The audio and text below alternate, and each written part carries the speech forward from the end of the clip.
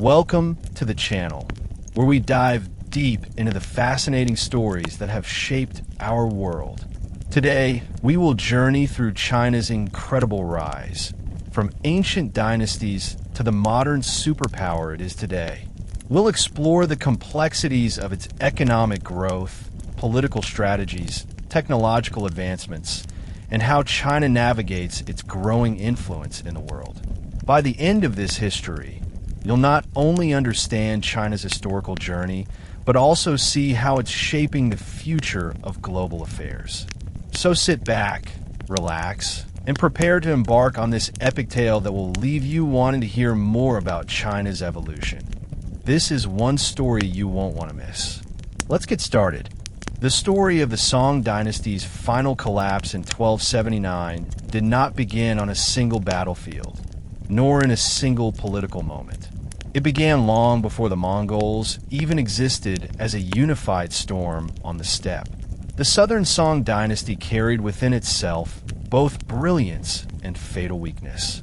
Its capital cities were centers of art, trade, literature, technological genius, and maritime expansion unmatched anywhere on Earth.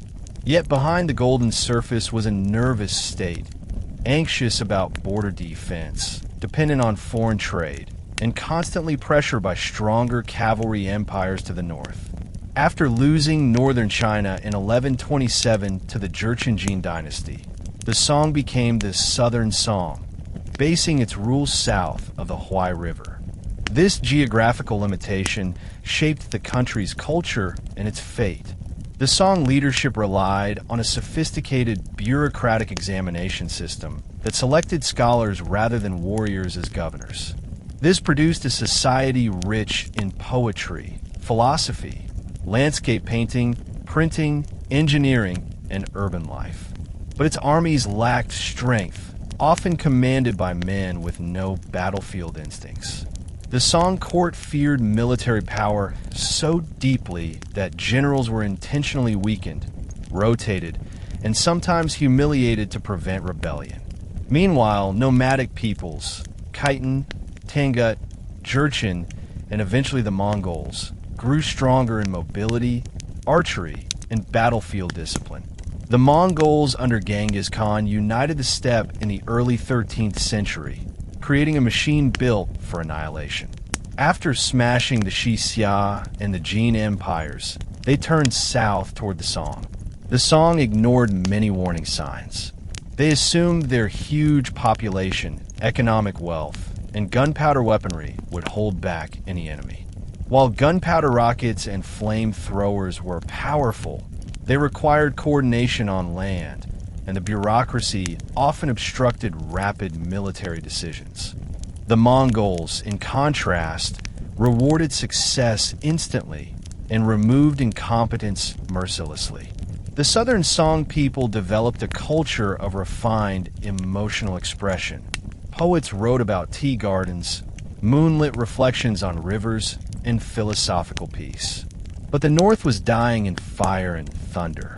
The Mongols advanced methodically, taking Sichuan, Shaanxi, and the river approaches step by step. The Song court still believed they could negotiate peace. They sent embassies, offered tribute, and tried to survive through diplomacy. However, Kublai Khan did not want tribute. He wanted conquest. He envisioned himself not just ruler of Mongolia, but of all China, claiming the mandate of heaven itself. By 1259, the Song dynasty stood alone, surrounded by Mongol pressure and internal corruption. Landowners argued, ministers quarreled over philosophical schools, and the state spent more time fighting itself than preparing for war. The people sensed fate coming.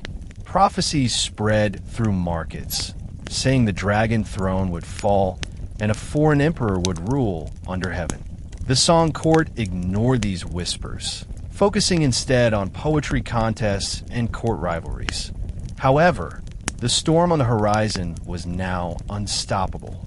When Kublai Khan rose to power after the death of his older brother Monk, he envisioned more than simple territorial expansion. He wanted legitimacy. the recognition that a nomadic empire could rule a sedentary civilization without chaos. China was not simply a land to conquer. It was the ultimate prize.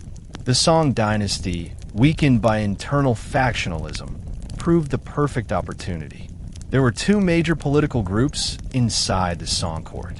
One argued for aggressive resistance, believing the empire still possessed enough soldiers, gunpowder fortifications, naval might, and wealth to defend itself. Another group believed negotiation was the only path for survival. These factions exhausted the government, consuming attention through bitter debates, memorials, impeachments, and purges. While the Song court fought each other, the Mongols carefully studied the geography of southern China. They recognized that the Yangtze River system was both Song China's shield and its artery.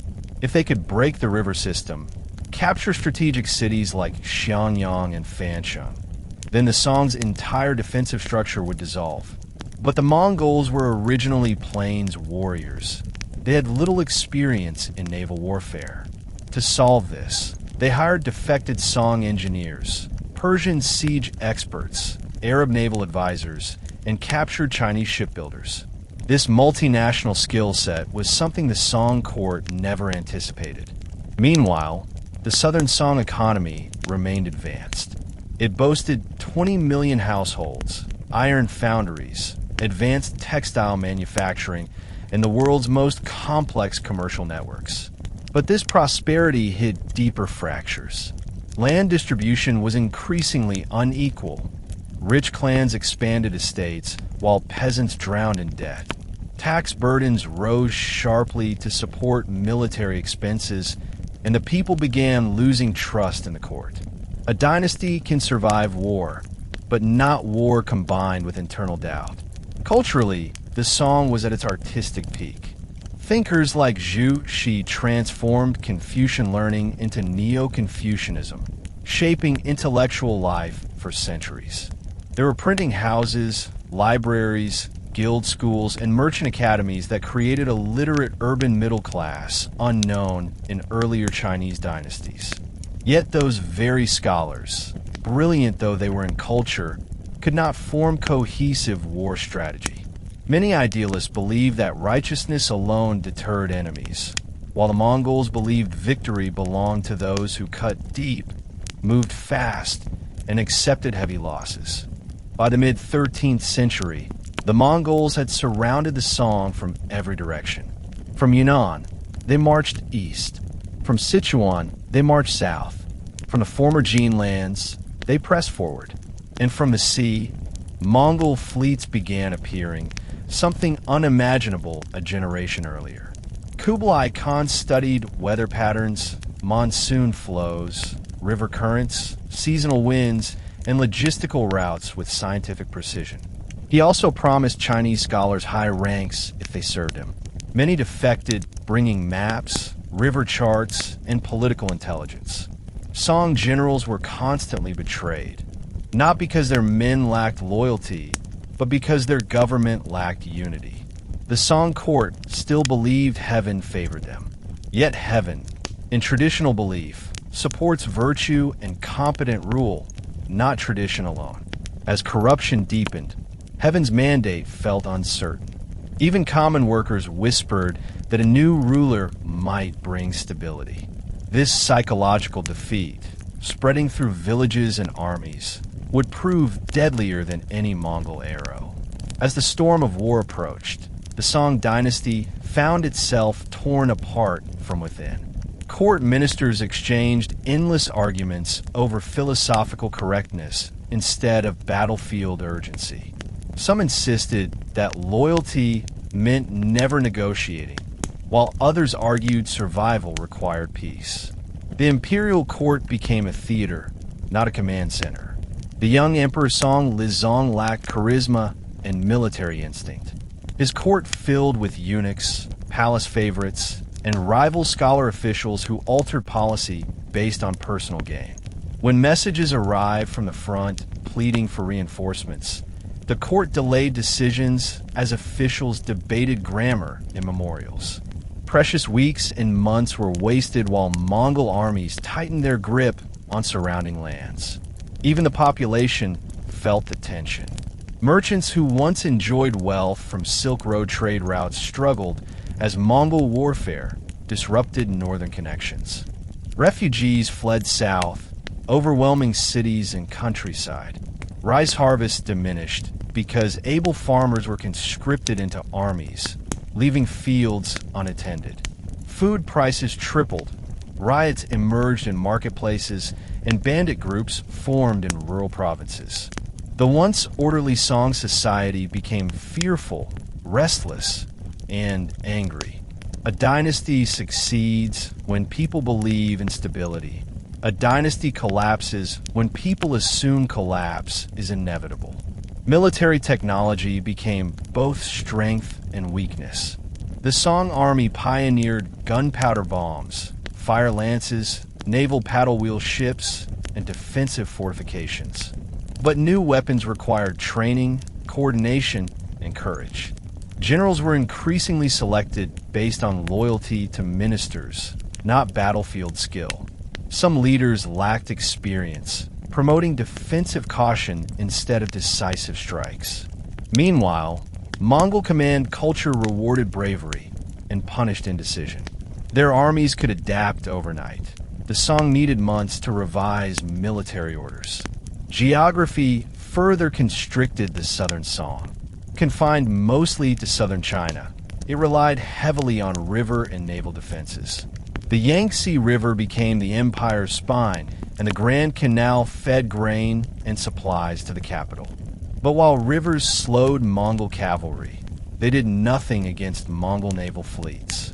With defected sailors and captured ports, the Mongols constructed warships at stunning speed.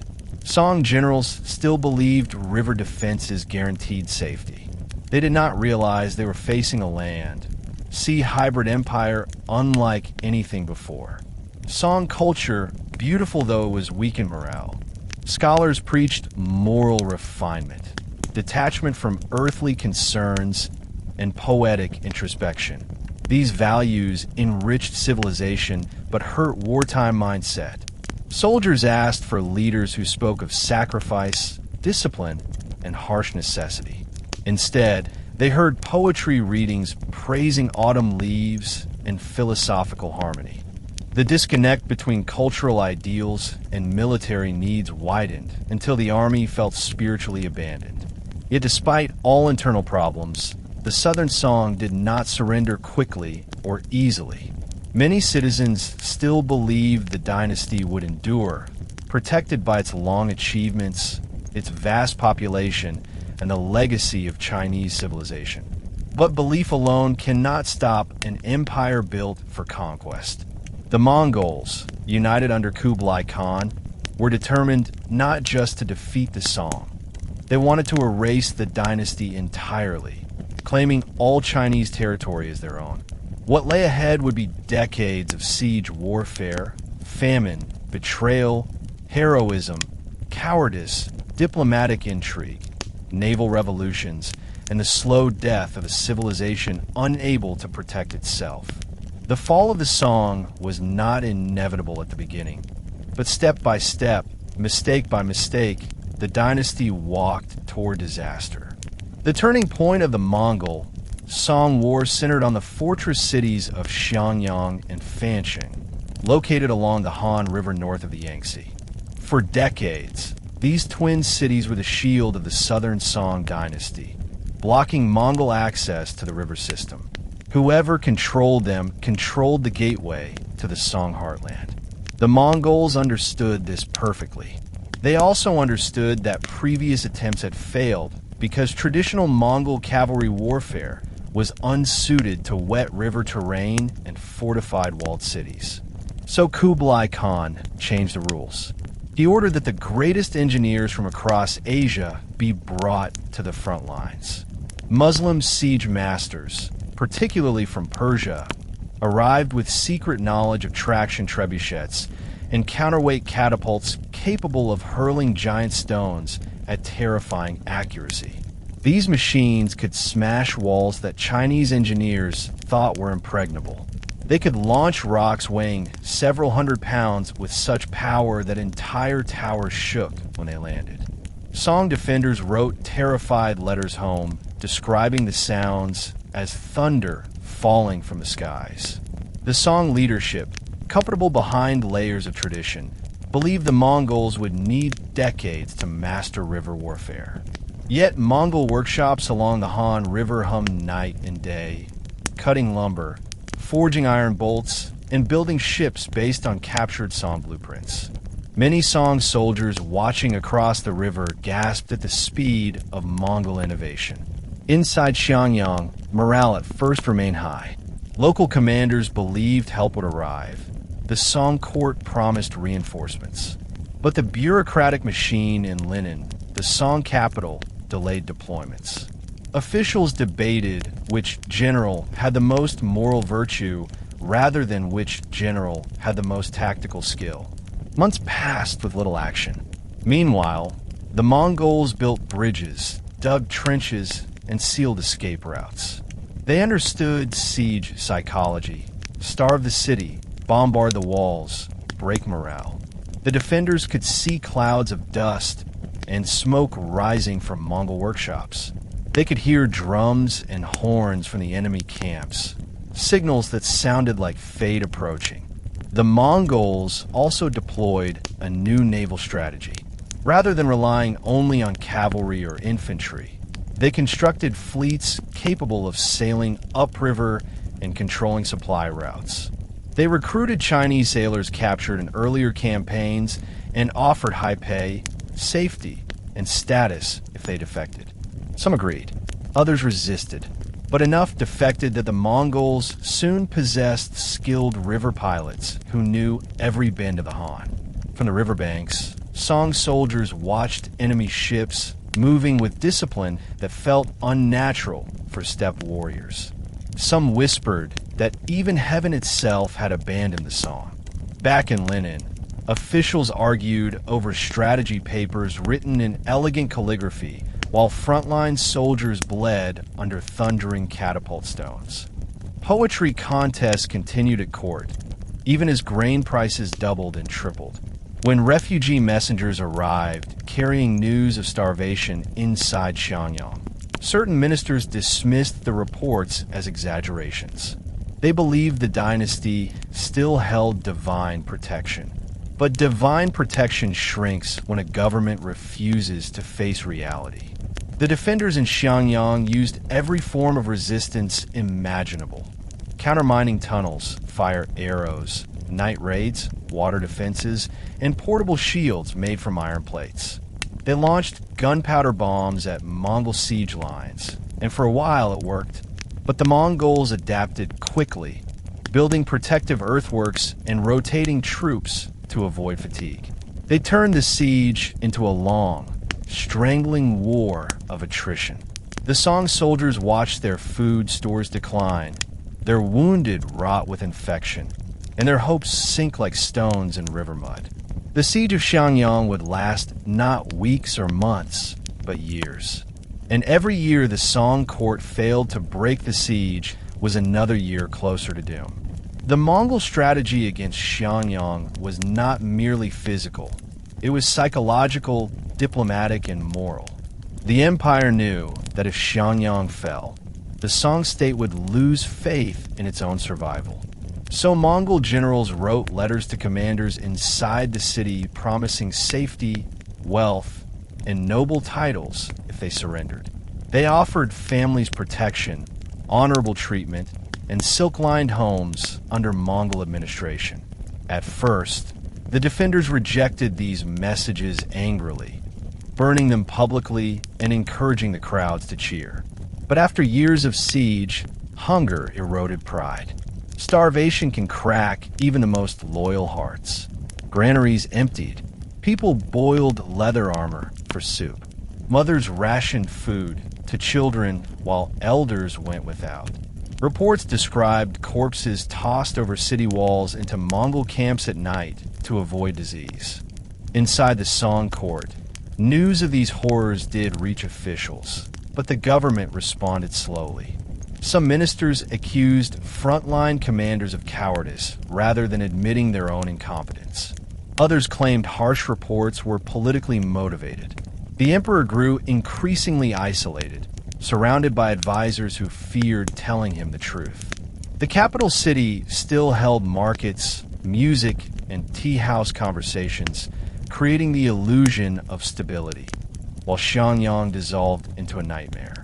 Mongol engineers continued improving counterweight catapults. These terrifying weapons, known in Chinese memory as hui trebuchets because of their Islamic origin, hurled stones that broke entire walls in hours. Song soldiers attempted to repair the breaches under fire, using bamboo, scaffolding, and sand-filled bags. But every repair was temporary. The Mongols studied wind direction and night shadows, launching bombardments when defenders least expected. Sometimes stones splintered buildings, killing soldiers and civilians alike. Women and children hid in underground storage pits to avoid raining debris. In desperation, the Song government ordered elite naval commander Li Tingji to attack up the river to relieve the siege. He sailed at night with a fleet of paddle-wheel ships, confident that speed and maneuverability would help him surprise the enemy. But the Mongols had learned to anticipate Song naval tactics. Their river blockade, formed by chained ships and archery platforms, trapped the Song fleet. Li Tingji, surrounded and unable to move, watched dozens of ships burn as flaming arrows turned riverbanks into fields of fire. Forced to withdraw, he returned to the capital in shame, where jealous officials blamed him for the failure rather than acknowledging the overwhelming odds. Meanwhile, Kublai Khan himself monitored the siege from afar. He viewed Xiangyang as the key to bringing China under his dynasty. He pushed his generals for progress relentlessly, offering rewards to those who accomplished breakthroughs. Mongol soldiers, motivated by honor and terror of punishment, refused to rest until the city fell. Their discipline shocked Song observers. Letters from defenders described enemy troops working in rain, snow, and blistering heat, never losing organization. Inside Xiangyang, families debated surrender in whispered conversations.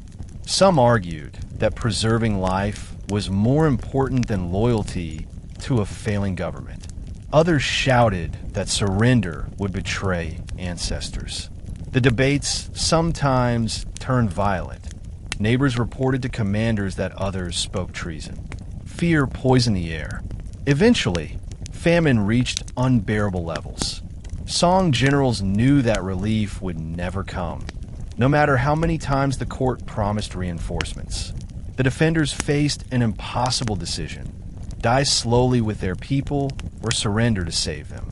In 1273, after years of siege, the commanders opened the gates, offering their swords to the Mongols. Xiangyang fell, not in a glorious final charge, but through exhaustion, starvation, and despair. The Mongols treated surrendered leaders with unexpected respect, honoring agreements to spare lives. This humane treatment shocked the Song court more than cruelty would have. It proved Mongol rule would not necessarily bring chaos. And with Xiangyang gone, the Yangtze River lay exposed. For the Southern Song, the end truly began here. The fall of Xiangyang in 1273 reshaped the political map of East Asia. It marked not simply a military victory, but a collapse in the mental foundation of the Southern Song dynasty. Before this siege, many Chinese elites believed the Mongols could be contained at river lines.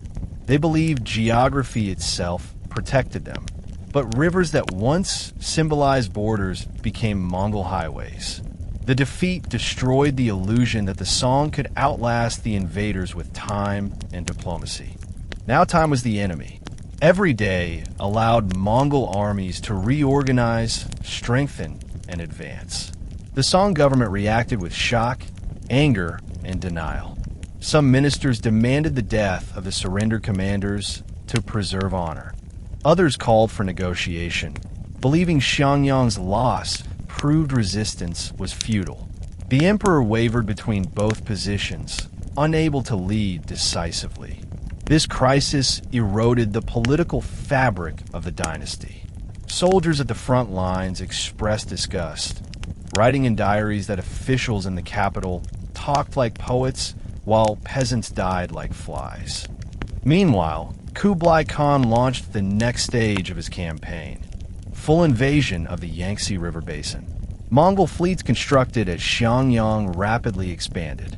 Shipyards along conquered territories produced dozens of vessels every month. The Mongols were no longer steppe cavalry alone. They had become a river empire. They recruited former Song sailors who taught them advanced naval formations, paddle propulsion techniques, and water combat tactics using gunpowder bombs. Mongol officers listened carefully, encouraging innovation instead of suppressing it. This openness terrified Song commanders because it meant every captured expert strengthened the enemy. Song generals attempted to regroup along the Yangtze with floating bridges, artillery platforms, and chain defenses across river channels. But Mongol fleets bypassed static fortifications with speed and precision. New Mongol Navy commanders tested risky maneuvers, including night raids, stealth crossings, and coordinated land-river assaults. They attacked grain depots, burning supplies, and spreading panic. Cities once considered safe now trembled at the sound of oars splashing in the night. The psychological effects rippled beyond the military. Merchants, fearing instability, hid wealth or moved business to coastal cities. Farmers fled inland, abandoning farmland, causing food shortages. Banditry exploded, forcing local officials to divide attention between rebellion and foreign invasion. Religious prophets appeared claiming the dynasty was cursed and heaven had given the mandate to the Mongols. Ordinary peasants listened because their stomachs believed what logic denied. Life under the Song was growing unbearable. Increased taxes strangled already desperate households. Families sold land to pay military levies. Entire towns emptied as people fled conscription. The Song government attempted propaganda campaigns, writing poetic slogans insisting that loyalty was destiny. But hungry people do not read slogans. They read suffering. The Mongols advanced town by town, fort by fort. They were patient, ruthless, and methodical. They did not need lightning conquest. They needed steady suffocation. They developed relay stations for supplies, rotating units through newly conquered zones. They fused Chinese administrative talent with Mongol military leadership, forming a hybrid government that felt disturbingly stable. Yet resistance continued. Many Song generals did not surrender easily. Guerrilla groups attacked Mongol patrols along rural riverbanks. Isolated fortresses refused to submit, forcing the invaders to fight bitter mini-sieges across southern China. The most loyal Song citizens believed that dying in rebellion was better than living under nomadic rule. But courage alone could not compensate for lack of national unity. As Mongol banners moved south across the river plains, people whispered a truth they dared not speak aloud. The Southern Song had no next shield. Without Xiangyang, there was nothing between the Mongols and the Song heartland but broken armies, frightened ministers, and a shrinking future. The collapse had begun, and it would accelerate faster than anyone imagined.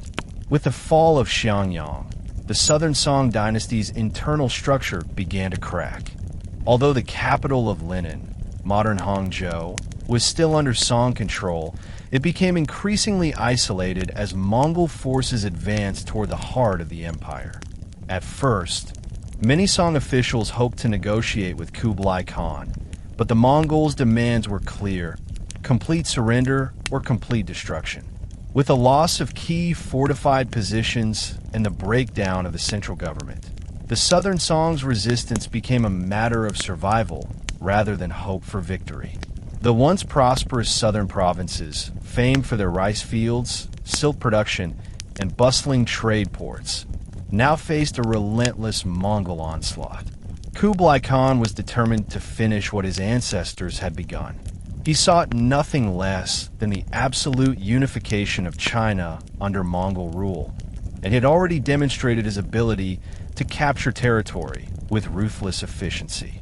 As Mongol armies advanced down the Yangtze River, they encountered pockets of fierce resistance, but it was clear that the Song dynasty's days were numbered. Back in the Song capital, Emperor Duzong struggled to maintain control over the military and the government. His reign, which had begun with some promise, was marked by indecision and growing frustration. With the Mongols at the gates, he turned to his commanders for guidance, but many had lost faith in the Song leadership. General Chun Yuliang, who had been one of the dynasty's most capable commanders, attempted to rally the troops and organize a defense, but his efforts were in vain. The Song army, exhausted and demoralized after years of conflict, was ill-prepared to face the Mongols' latest offensive. At this point, even the might of the Song navy, which had once been a formidable force, was not enough to hold back the Mongol advance. The Song fleet had been shattered by years of siege and attack, and Mongol forces, now well-versed in naval warfare, took control of the river system with relative ease. Song soldiers, once confident in their naval superiority, now watched helplessly as Mongol ships patrolled the waterways and captured key river ports. The loss of the Song navy was a critical blow to the empire's survival. By 1276, the Mongols were within striking distance of Linen. The Song court, realizing that the fall of the capital was imminent, made one last desperate attempt to protect the emperor. In a desperate effort to preserve their dynasty, Song officials made the fateful decision to flee southward and seek refuge in the city of Fuzhou. Emperor Duzong, along with his court, fled the capital in the dead of night, abandoning the once proud city to its fate. The move marked the beginning of the end for the Southern Song dynasty. But even as the emperor fled, his people remained behind. The citizens of Linen, knowing their fate was sealed, began to resist in small but symbolic ways. At night, groups of Song loyalists gathered to burn the Mongol banners that were hoisted in the streets and to destroy the emblems of the new regime. These acts of defiance were futile in the face of overwhelming Mongol power, but they symbolized the spirit of resistance that still burned within the hearts of the Southern Song people. The empire may have been dying, but its soul refused to surrender without a fight. As the Song imperial family fled south, the Mongols continued their relentless march toward Linen. Kublai Khan's generals, determined to leave no stone unturned, began capturing key cities along the way, and they relentlessly pursued the remnants of the Song military. Mongol forces tightened their grip on every province they encountered, leaving a path of destruction in their wake. But despite the overwhelming odds, pockets of resistance continued to spring up across the south. General Su Ting, a former Song commander, managed to escape the capital and gathered a ragtag group of soldiers in an attempt to mount a final stand. However, Su's forces were outnumbered and outgunned by the Mongols. The Song general realized that the Mongol army was simply too powerful and that any continued resistance would lead only to more pointless bloodshed. But there was a flicker of hope in Su's heart. The hope that the Southern Song people could hold out long enough for reinforcements to arrive from the south, even as Mongol forces closed in. In the southern provinces, the people began to prepare for a final reckoning. They believed that if the Song emperor could survive the Mongol invasion, a new resistance could be formed. But as more and more provinces fell to Mongol forces, their hopes began to fade. The Song navy, once a proud force in the empire, was destroyed as Mongol ships, expertly maneuvered, sank Song vessels one after another. The Song navy had once dominated the seas and rivers, but the Mongol fleet proved more capable, more adaptable, and more relentless. With the fall of their navy, the Song people lost the final means of resistance. In the midst of these final struggles, the Mongols showed no mercy to those who resisted them. Cities and towns that attempted to fight back were burned to the ground. The Song court, realizing the futility of its situation, began to make overtures to the Mongols, hoping to secure favorable terms for the remnants of their dynasty. But Kublai Khan was not interested in peace negotiations. His vision of an empire stretching across all of China required the complete annihilation of the Song dynasty. He wanted no peace with the defeated remnants of the Song Empire, only submission. Despite the Song dynasty's looming collapse, some of its greatest intellectuals and military commanders still believed in the possibility of a final, glorious resurgence. Zhao Guo, a prominent Song official and former general, spearheaded several resistance efforts in the countryside, inspiring local farmers and peasants to rise up against the Mongols. Zhao's efforts, however, were doomed from the start. With no central leadership, no real military structure, and no external support, the resistance movements remained disorganized and scattered. Zhao Guo's legacy would ultimately be one of sacrifice and courage, but his rebellion would fail to prevent the inevitable Mongol conquest. By 1277, the last remaining Song forces were confined to the coastal city of Fuzhou. The once proud city was now a fortress under siege, surrounded by Mongol troops eager to put an end to the Song dynasty once and for all. The defenders of Fuzhou, led by General Liu Zhongzhou, fought valiantly, but they were exhausted and vastly outnumbered. The Song navy, already devastated by the Mongol onslaught, could no longer provide the vital defense it had once offered. The situation grew increasingly dire as the defenders watched Mongol ships patrol the waters and cut off all supply lines. The siege of Fuzhou was the final chapter in a long war of attrition. Despite their best efforts, the Song defenders in Fuzhou were unable to hold out. The Mongols, relentless in their pursuit, eventually breached the city's outer defenses. General Liu Zhongzhou and his forces fought bravely to the bitter end, but with every passing day, their position grew more untenable. In an act of last-ditch desperation, some Song loyalists attempted to escape by sea, but Mongol warships patrolled the coastline, ensuring no Song forces could flee. By 1279, the city of Fuzhou had fallen, and with it, the final vestige of the southern Song dynasty. Kublai Khan had won. The unification of China was now complete under Mongol rule. The Song court, having fled the capital, was now a mere shadow of its former self. In its last moments, the Song dynasty had failed to maintain its unity, and the Mongols, with their relentless warfare, had outlasted the dying empire. The fall of the Song dynasty marked the end of the era of Chinese disunity and the beginning of the Yuan Dynasty under Kublai Khan. The Mongol conquest, brutal and unyielding, reshaped China's political landscape forever. The Song dynasty, a symbol of cultural and technological brilliance, faded into history, leaving behind a legacy of art, philosophy, and literature that would influence future generations of Chinese people. But even in the face of defeat, the Song dynasty left an indelible mark on China's history. Its legacy would live on, not just in the ruins of its cities, but in the culture, literature, and art that defined a civilization for centuries to come.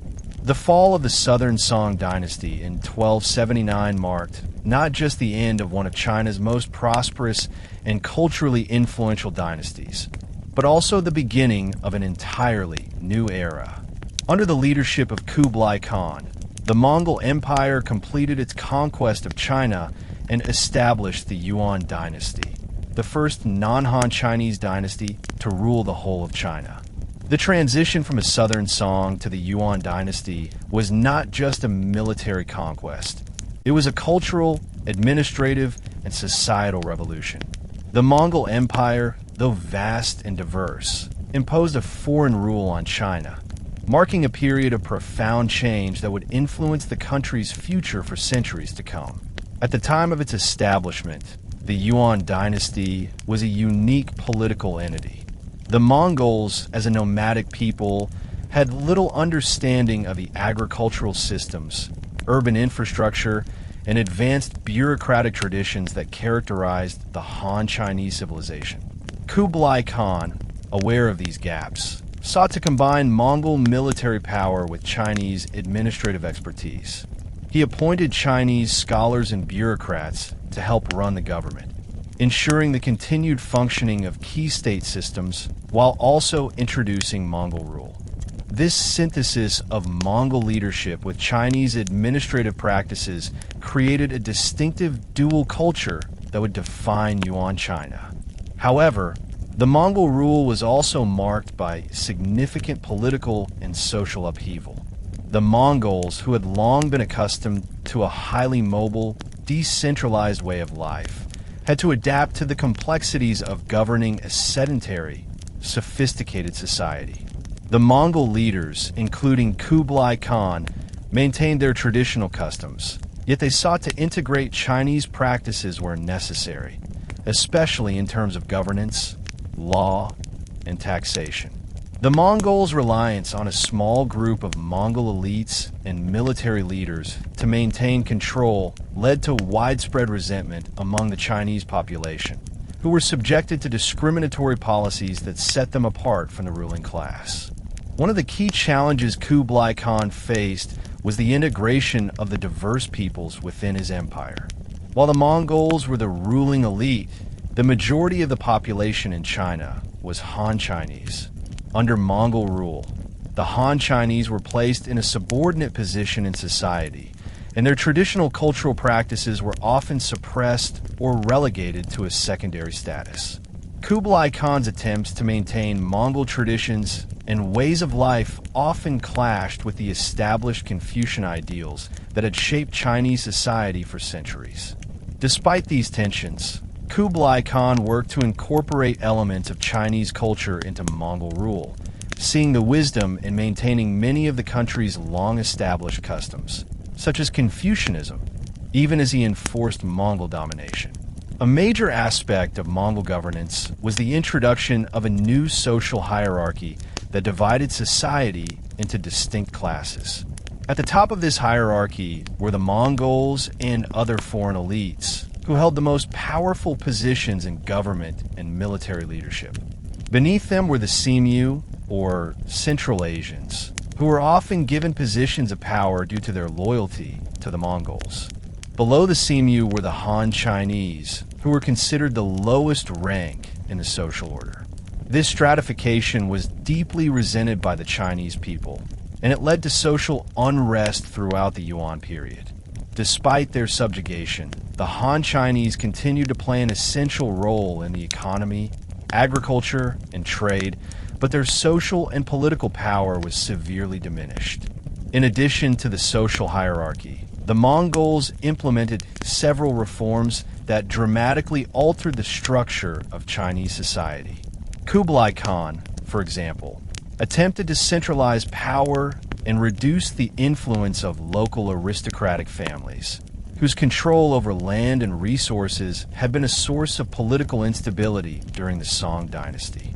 The Mongols also sought to strengthen the economy by promoting trade, particularly along the Silk Road, which connected China to Central Asia, the Middle East, and Europe.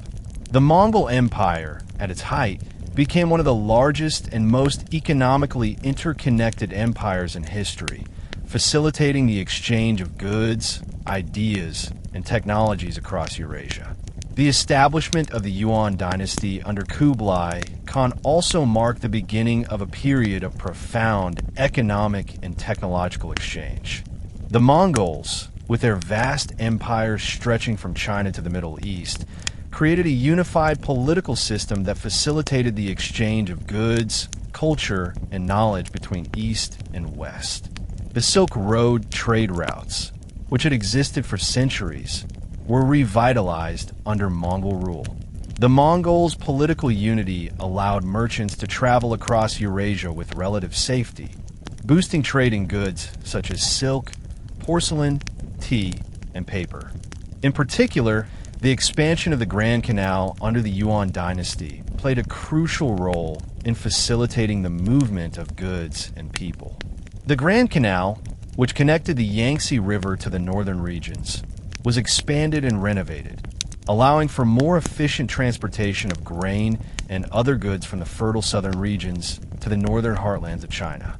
The Yuan rulers understood the importance of controlling the country's major transportation routes and invested heavily in infrastructure. Under the Mongols, China also experienced a technological renaissance, with innovations in fields such as printing, gunpowder weaponry, and shipbuilding.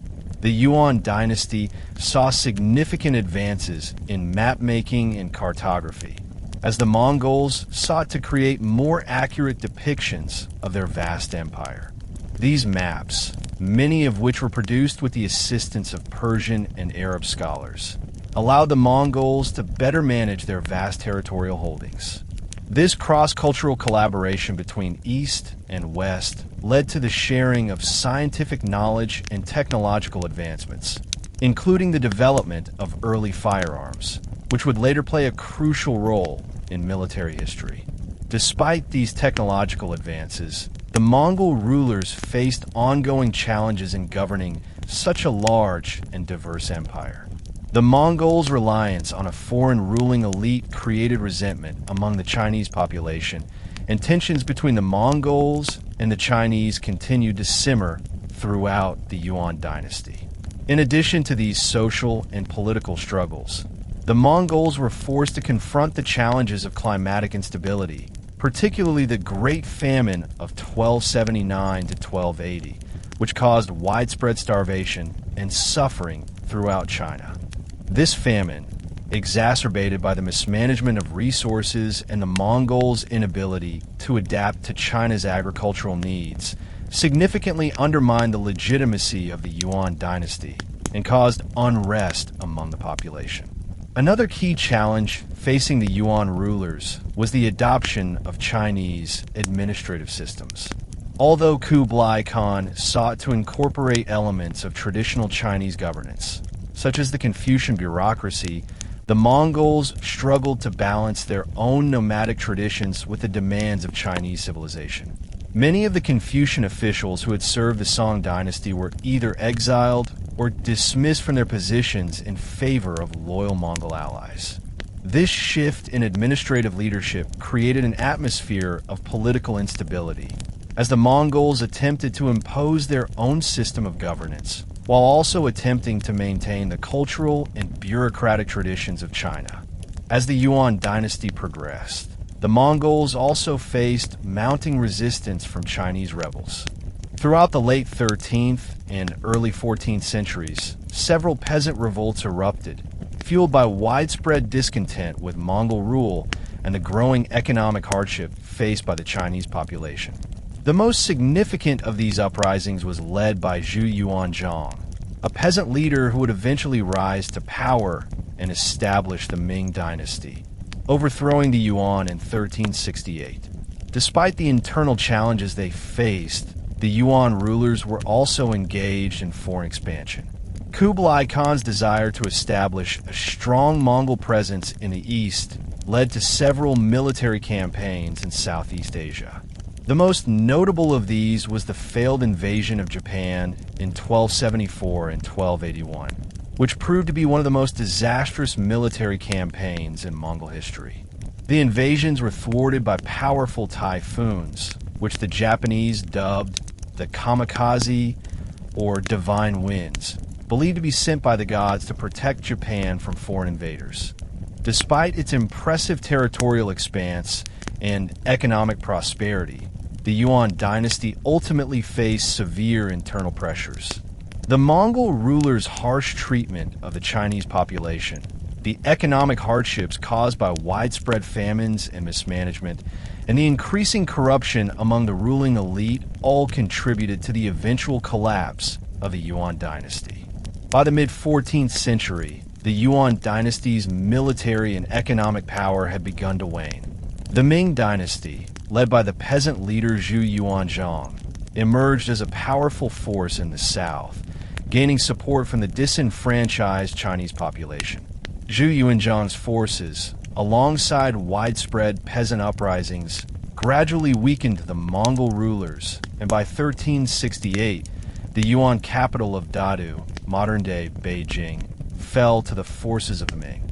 The last Mongol emperor, Togon Timur, was forced to flee northward, and with his retreat, the Yuan dynasty came to an end. The Ming Dynasty, which succeeded the Yuan, restored Han Chinese rule over China. The rise of the Ming marked a restoration of Chinese traditions that had been suppressed under Mongol rule, as well as a return to Confucian governance. The Ming rulers rebuilt the Great Wall and established strong, centralized governance. But they also inherited the legacy of Mongol rule. The Ming Dynasty would go on to play a crucial role in China's history, but the memory of the Mongol occupation would remain a significant chapter in the story of China's evolution. The collapse of the Yuan Dynasty left behind a complex legacy. Mongol rule in China had brought about significant changes in Chinese society, from technological innovations to new economic connections with the outside world. The legacy of the Yuan also includes the integration of Mongol and Chinese cultures, which had profound effects on Chinese art, literature, and intellectual life. The Silk Road, revived under Mongol rule, allowed for the free flow of ideas and goods between East and West, which helped shape the future of China and its role in global history. While the Mongols' rule over China was relatively short-lived, their legacy would continue to shape China's destiny in many ways, influencing its foreign policy, its cultural exchanges, and even its military strategies. The Yuan dynasty may have fallen, but the impact of Mongol rule on China was permanent, leaving a lasting mark on the country for centuries to come. The fall of the Yuan dynasty in 1368 marked a significant turning point in Chinese history. It was not just the end of Mongol rule, but the beginning of a new era, the return of Han Chinese rule, and the establishment of the Ming Dynasty. The rise of the Ming marked the restoration of China's traditional Confucian values and governance, which had been suppressed during the Mongol occupation. Under the leadership of Zhu Yuanzhang, the Ming Dynasty would go on to redefine China's political, economic, and cultural landscape. However, the foundations of this new dynasty were built on a turbulent and violent process that involved rebellion, conquest, and social upheaval. Zhu Yuanzhang, originally born into a poor peasant family, had risen from humble beginnings to become the leader of the Red Turban Rebellion, a major uprising against the Yuan dynasty. As the leader of the rebellion, Zhu attracted followers who were dissatisfied with Mongol rule, particularly due to the social inequalities, economic hardship, and widespread corruption of the Yuan government. The Mongols' treatment of the Chinese population had created widespread resentment, and many saw the overthrow of the Yuan as the only way to restore stability and prosperity to the country. Zhu's rise to power was marked by a series of military victories over the Yuan forces. By 1368, Zhu and his forces had successfully captured Dadu, modern-day Beijing, the Mongol capital. The Yuan Emperor Togon Timur was forced to flee northward, and the city fell into the hands of Zhu's army. With this victory, Zhu declared the establishment of the Ming Dynasty and assumed the title of Emperor Hongwu. This marked the end of Mongol rule and the restoration of Han Chinese dominance in China. Emperor Hongwu's first task was to consolidate power. He quickly moved to dismantle the remnants of the Yuan dynasty's administration and reassert Chinese control. One of his earliest moves was to reinstate the traditional Confucian bureaucracy, which had been sidelined during Mongol rule. Han Wu re-established the civil service examination system, which had been a cornerstone of Chinese governance for centuries. This system allowed for the selection of government officials based on merit, rather than birth or class, and it helped to create a more efficient and capable administration. Han Wu also implemented a series of reforms aimed at strengthening the central government and reducing the power of local officials. One of his key policies was the reduction of the power of the regional aristocracy, which had been a major source of instability during the later years of the Yuan Dynasty. Han Wu sought to reduce the influence of wealthy landowners by redistributing land to peasants, hoping to create a more stable and self-sufficient rural population. This land redistribution policy helped to restore agricultural productivity, but it also created tensions between the central government and the local elites, who were unwilling to give up their power and wealth. In addition to his reforms, Emperor Han Wu focused on strengthening the military to protect China from external threats. Under his leadership, the Ming military expanded and modernized. The Ming Navy, which had been severely weakened during the Yuan period, was revitalized, and the Great Wall of China was reinforced to defend against potential invasions from the north. Han Wu also worked to create a more centralized and disciplined military structure, with a focus on loyalty and obedience to the emperor. This militarization of the state was a direct response to the challenges posed by the Mongols, who had relied on their military prowess to establish and maintain their rule. Despite his success in rebuilding China, Han Wu's rule was also characterized by his autocratic tendencies. He was deeply suspicious of anyone who might threaten his power, and his reign was marked by a number of purges aimed at rooting out perceived enemies within the government. Han Wu's paranoia led to the establishment of a secret police force, which was tasked with rooting out corruption and dissent within the bureaucracy. This authoritarian approach created a climate of fear and distrust, and many officials were either executed or exiled for even the slightest suspicion of disloyalty. Emperor Han Wu's approach to governance was deeply influenced by his personal experiences and his desire to ensure that China would never again fall into the chaos and instability that characterized the final years of the Yuan Dynasty. As a former peasant, he understood the hardships faced by the common people, and he sought to create a government that would protect their interests. However, his autocratic style also resulted in an oppressive atmosphere within the imperial court and government, where loyalty to the emperor was paramount and dissent was ruthlessly punished. One of the most notable features of the Ming Dynasty was the centralization of power. Unlike the Yuan Dynasty, which had relied on a more decentralized system of governance, the Ming emperors sought to concentrate power in their hands. Han Wu's reforms included the establishment of a centralized bureaucracy, in which all important decisions were made by the emperor and his inner circle. This centralized system was designed to ensure that the emperor had complete control over the state and that the government operated efficiently. However, this system also created significant challenges, as the emperor's direct involvement in every aspect of governance made the state highly dependent on his competence and decision-making. Han Wu's reign also saw the restoration of traditional Chinese values, particularly Confucianism, which had been overshadowed during Mongol rule. Confucianism emphasized the importance of hierarchy, social order, and filial piety, and it became the foundation of Ming governance. The emperor, as the son of heaven, was seen as the central figure in maintaining cosmic harmony, and his role was to ensure that the moral order of society was preserved. Confucian scholars, who had been sidelined during the Yuan period, were once again given positions of authority in the government. The civil service exams, which had been established during the Tang Dynasty and revived by Han Wu, allowed educated men from all walks of life to enter government service based on merit rather than social status. This system, which would continue throughout the Ming Dynasty, helped to create a more efficient and stable government. The restoration of Confucian values also had a profound impact on Chinese society. Confucian teachings emphasized the importance of education, moral conduct, and loyalty to the state.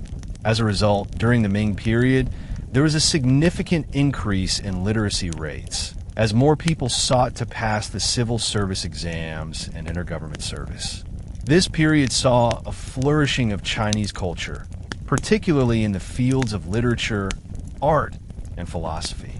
Ming scholars produced a wealth of literary works, including historical records, poetry, and philosophy, which have remained influential in Chinese thought to this day. While the Ming Dynasty was marked by a resurgence in Chinese culture, the early years of the dynasty were also fraught with internal challenges. The economic system of the Yuan Dynasty had been built on the backs of heavy taxation, land redistribution, and extensive state control. In the early years of the Ming, Han Wu sought to address these issues by creating a more equitable distribution of resources and reducing the tax burden on peasants.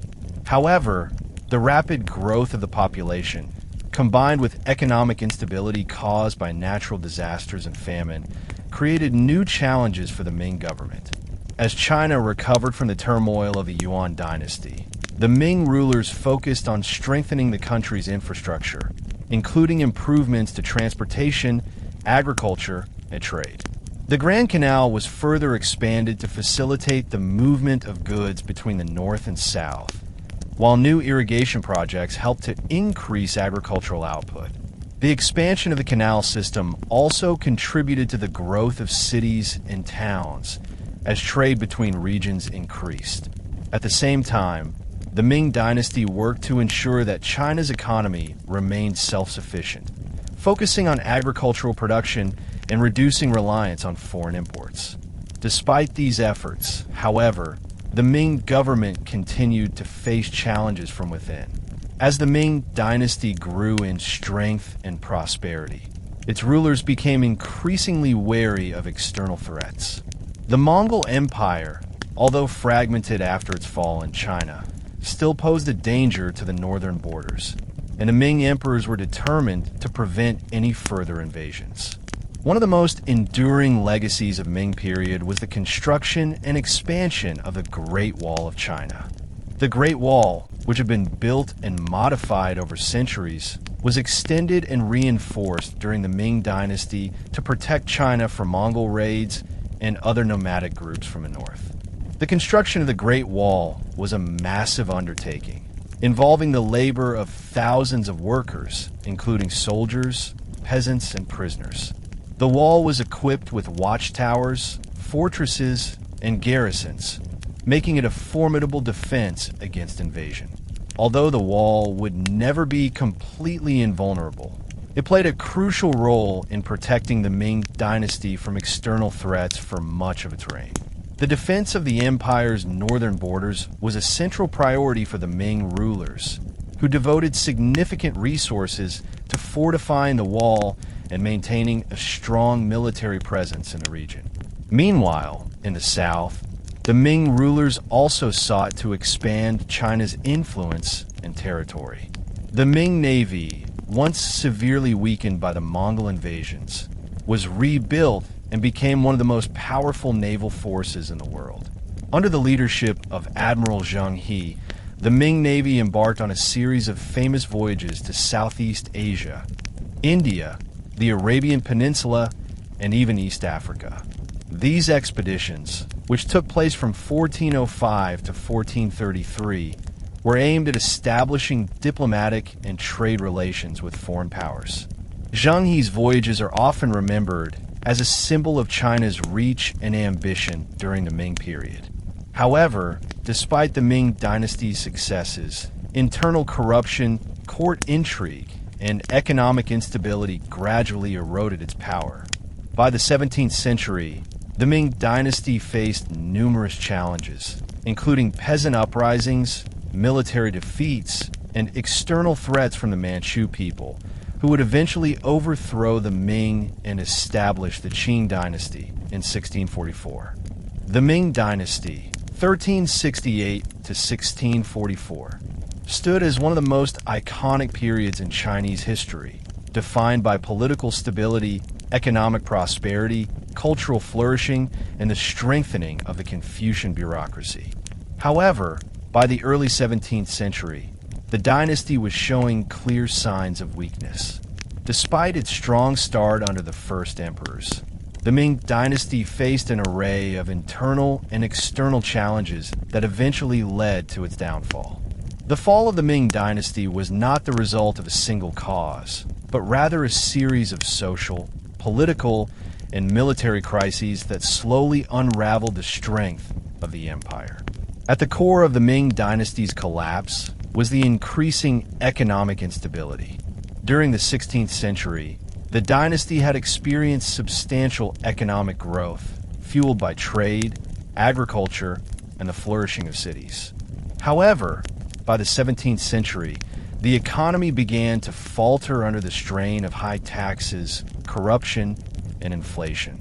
The Ming emperors had increasingly relied on local elites to collect taxes and maintain order, but many of these elites became corrupt and inefficient. The tax burden on the peasants grew heavier, and as a result, widespread poverty and discontent spread across the empire. At the same time, the Ming court became increasingly embroiled in intrigue, with eunuchs and corrupt officials gaining influence, undermining the power of the emperor. The emperor's ability to govern effectively was compromised by the interference of palace officials and factions that fought for control over the throne. This division weakened the central government, making it difficult for the Ming to address the economic and social issues that plagued the empire. One of the most significant internal issues that contributed to the Ming's decline was the decline of agriculture. The Ming Dynasty had expanded its agricultural base during the early years of its rule, but over time, the population continued to grow, placing a greater strain on the land. Deforestation, flooding, and soil erosion, often exacerbated by poor governance and military campaigns, reduced agricultural productivity, leading to food shortages and famine. The lack of effective responses to these agricultural problems left many people in poverty, and the frustration from the common people began to manifest in the form of peasant uprisings. By the early 1600s, the Great Famine of 1628 to 1629 struck China, leading to mass starvation in the northern provinces. This disaster further exposed the government's inability to manage the empire's food supply. Starving peasants took up arms in the Li Ziqing Rebellion, one of the most famous uprisings of the Ming era. The Ming army, plagued by corruption, was ill-equipped to suppress these revolts. As hunger and anger spread, the loyalty of many soldiers began to wane, and desertions became widespread. The Li Ziqing Rebellion was one of the most important factors in the Ming Dynasty's collapse. Li Ziqing, a former minor official and a peasant, gathered a large following of disgruntled peasants and soldiers. He capitalized on the widespread dissatisfaction with the Ming government, promising land redistribution and a better life for the common people. In 1644, Li's army marched into Beijing, where they quickly overran the Ming defenders. Emperor Chongzhen, the last Ming emperor, realizing that his empire had crumbled around him, committed suicide in the palace, marking the official end of the Ming Dynasty. However, while the Ming government had fallen, the Ming loyalists were not yet fully defeated. What followed was a period of confusion and strife. Though the Ming imperial family was gone, many parts of the empire still resisted the invaders, including the south, which remained loyal to the fallen Ming Dynasty. After Li Ziqing's forces took Beijing, they were soon confronted by another group, the Manchu people, who were based in the northeast and had long sought to expand their power. The Manchu forces, under the leadership of the Yuan Dynasty, initially presented themselves as a force of liberation for the Chinese people. However, their true goal was conquest and they were able to capitalize on the chaos caused by the Ming collapse. When the Ming loyalists in southern China tried to establish a new regime under the leadership of Zhu Yulang, a descendant of the Ming imperial family, they were ultimately crushed by the invading Qing dynasty. The Qing dynasty, established by the Manchus, would go on to dominate China for nearly 3 centuries, but not before a series of brutal conflicts and significant changes in Chinese society. In the aftermath of the Ming collapse, the Qing rulers sought to consolidate their rule by implementing both military and social policies designed to assert their dominance over the Chinese population. However, the fall of the Ming Dynasty did not come solely from internal collapse.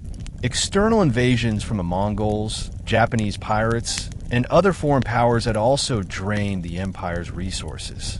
By the time of the Ming collapse, China was surrounded by external threats and was unable to respond adequately to these challenges due to internal instability.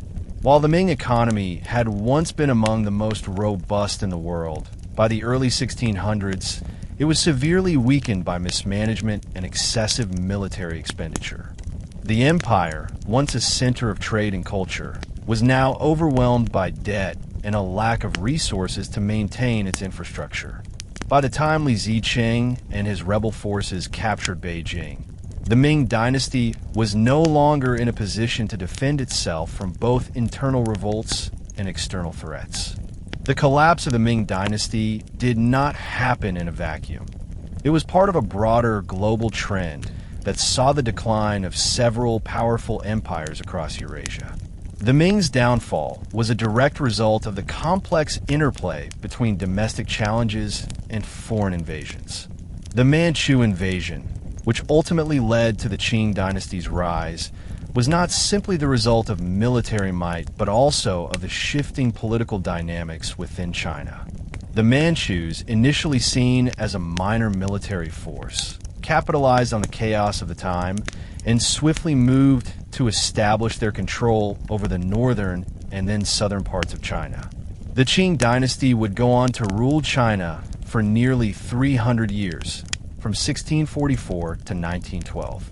Under the Qing, China would see a resurgence in territorial power, extending its borders to include Taiwan, Tibet, and large parts of Central Asia. However, despite the Qing dynasty's successes, its later years would be marked by decline, internal strife, and external pressures. The arrival of European colonial powers, as well as internal rebellions such as the Taiping Rebellion and the Boxer Rebellion, weakened the Qing dynasty. In the early 20th century, revolutionary movements would overthrow the Qing and lead to the founding of the Republic of China in 1912. The legacy of the Ming Dynasty, however, is not solely defined by its collapse.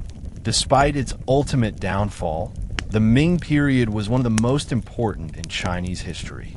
During its reign, China was known for its arts, literature, trade, and technological advances, including the development of porcelain, printing, and naval technologies.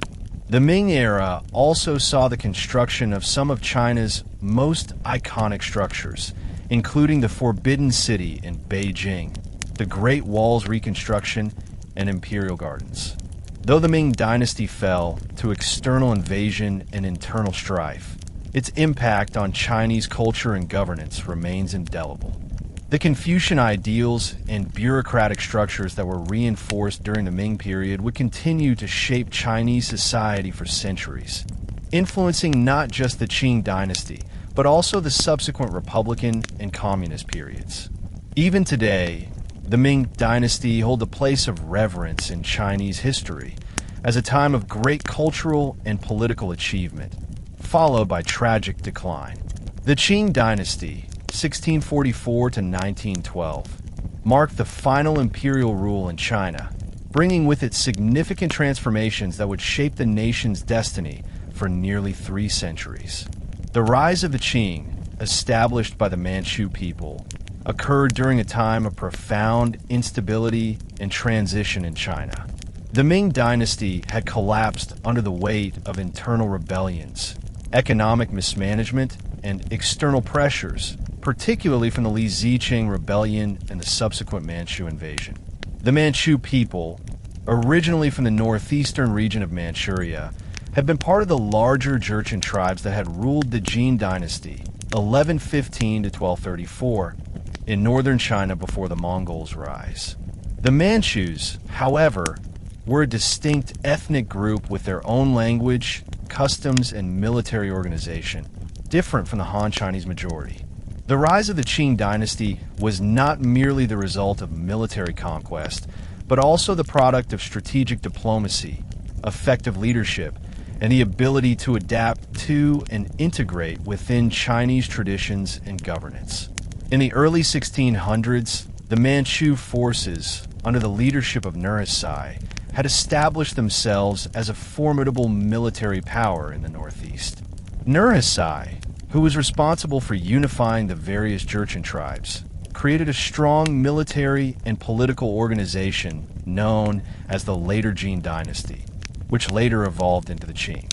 His son, Hong Taiji, expanded the Manchu influence, transforming the Jurchen state into a well-organized empire and beginning the process of preparing for the conquest of China. However, the key moment in the rise of the Qing occurred during the collapse of the Ming Dynasty. As the Li Ziqing rebellion brought down the Ming, Beijing was left open to external forces. While the Li Ziqing forces took control of Beijing and overthrew the Ming emperor, they were unable to maintain control. The Manchu forces, led by Dorgan, seized this opportunity. Dorgan, regent for the young Shunji emperor, led the Manchu army across the Great Wall into China proper in 1644. They captured Beijing, and with this, the Qing dynasty effectively took control of the central China. Initially, the Manchus ruled with a strategy of conciliation. They presented themselves as legitimate rulers, maintaining the Confucian bureaucracy that had been the foundation of the Ming government. The Qing emperors, aware that they were a minority ruling over a vast Han Chinese population, sought to gain the loyalty of the Chinese elite by adopting key aspects of Chinese culture and political structures. They kept the Ming civil service exam system in place, which allowed Chinese scholars to enter government positions based on merit, fostering a sense of continuity between the Ming and Qing eras. The Qing rulers also adopted traditional Chinese titles, supported Confucianism, and even wore Han-style clothing to avoid appearing as foreign rulers. Despite these measures of cultural integration, the Qing continued to enforce certain policies that marked them as a foreign dynasty. The most famous and controversial of these was the Q Order. The Qing emperor mandated that all Han Chinese men adopt the Manchu hairstyle by shaving the front of their heads and wearing the hair in a long braid queue. This symbolized loyalty to the Qing and signified the domination of the Manchu people over the Chinese population. Those who resisted were punished, and this policy created widespread resentment among the Han Chinese, leading to many revolts and uprisings during the early years of Qing rule. The Qing rulers also faced the challenge of legitimizing their rule in the eyes of the Chinese people, who had long been accustomed to Han Chinese dynasties. The Qing emperors, aware of the potential for rebellion, carefully cultivated the image of being the sons of heaven in the Confucian tradition, emphasizing the mandate of heaven as their divine right to rule. They sought to present themselves as protectors of Chinese culture, emphasizing the Confucian values of peace, order, and morality. However, the Qing were also not afraid to use force to establish their dominance. The Qing conquest of China was marked by numerous bloody battles, particularly in the south, where the Ming loyalists and rebellious forces fought fiercely. The Ming dynasty's fall left a vacuum of power, and many rebel leaders, most notably Zhu Yulang, a member of the former Ming imperial family, sought to restore the Ming rule. These uprisings were suppressed by Qing forces, who utilized their superior military organization and discipline to crush the opposition. By the time the Shunji emperor, the first Qing emperor, officially ascended the throne in 1644, the Manchus had firmly established themselves as rulers of China. The Qing dynasty set about consolidating its power and integrating the vast Chinese population into the new empire. The early Qing rulers pursued a dual strategy of military expansion and cultural integration to stabilize their rule. They expanded the empire's borders to include regions such as Taiwan, Mongolia, and Tibet, significantly increasing Qing territorial power. These conquests were driven by the Manchu desire to secure their newly won empire from potential external threats, especially from the Mongols and rival powers. The Qing military was one of the most effective in Asia, incorporating both Manchu military traditions and Chinese military strategies. The Eight Banners system, which had been a critical part of the Manchu military organization, was used to control the empire's vast armies. This military organization was highly disciplined and efficient, enabling the Qing to respond rapidly to external threats and internal uprisings. The Qing army was also known for its ability to adapt to different environments, from desert warfare in Mongolia to river campaigns in the south. Internally, the Qing focused on the centralization of power and the maintenance of stability. One of the most significant contributions of the early Qing emperors was the establishment of the Qing bureaucracy, which integrated Manchu and Chinese officials into the imperial government. The Qing emperors worked to maintain a balance between the Manchu elite and the Han Chinese bureaucracy, which allowed the dynasty to govern efficiently despite the ethnic and cultural differences between the rulers and their subjects. Despite their efforts to integrate Chinese culture and governance, the Qing dynasty still faced significant resistance from the Han Chinese population, particularly in the southern regions, where Ming loyalists and rebels remained a constant threat. One of the most notable rebellions during the early Qing period was the Southern Ming Resistance, led by remnants of the fallen Ming imperial family and supporters of the old regime. The Qing suppressed these uprisings through military campaigns, resulting in the eventual elimination of all organized Ming loyalist resistance by 1683. By the end of the 17th century, the Qing dynasty had succeeded in consolidating its rule over the vast majority of China and its border regions. This was an impressive achievement, considering that the Manchus were initially a minority ruling over a population that was far more numerous and culturally distinct. In addition to military success, the Qing rulers implemented policies that allowed them to cultivate loyalty from both the Han Chinese and the other ethnic groups within their empire. Under the rule of the Kangxi Emperor, reigned 1661 to 1722, one of the most celebrated emperors in Chinese history, the Qing dynasty reached its golden age. Kangxi is remembered for his wise governance, expansion of the empire, and successful efforts to centralize power. During his reign, the Qing Empire was one of the largest and most powerful empires in the world, overseeing an era of great prosperity and peace in China. His reign also marked the flourishing of Chinese arts and culture, with a revival of Confucian thought, the flourishing of literature, and advancements in scientific knowledge. Kangxi's policies aimed at fostering economic growth, promoting education, and stabilizing the country.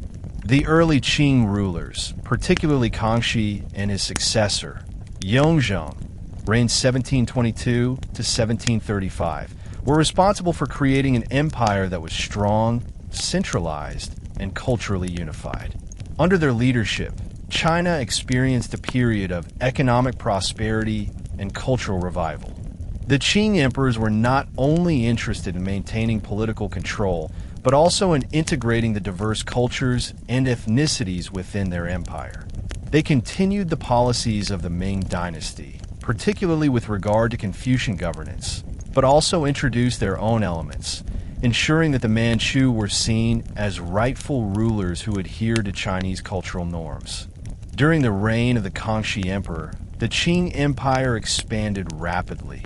and by the early 18th century, it was at its territorial zenith. Kangshi's empire stretched from Mongolia in the north to Tibet in the west and included Taiwan in the south.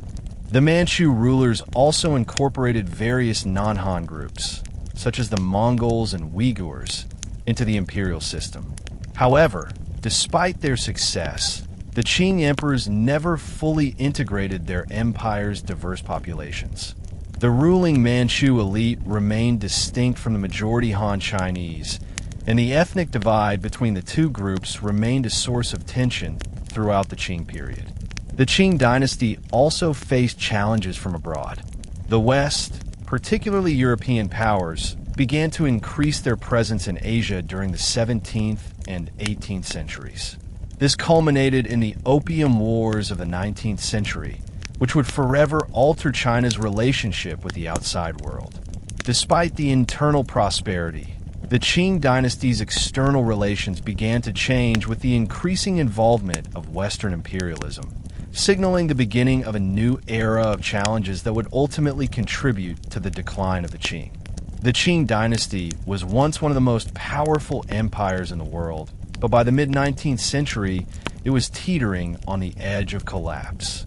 The empire, which had expanded under the reigns of emperors like Kangxi and Qianlong, began to suffer from a series of internal and external crises that would eventually lead to its downfall.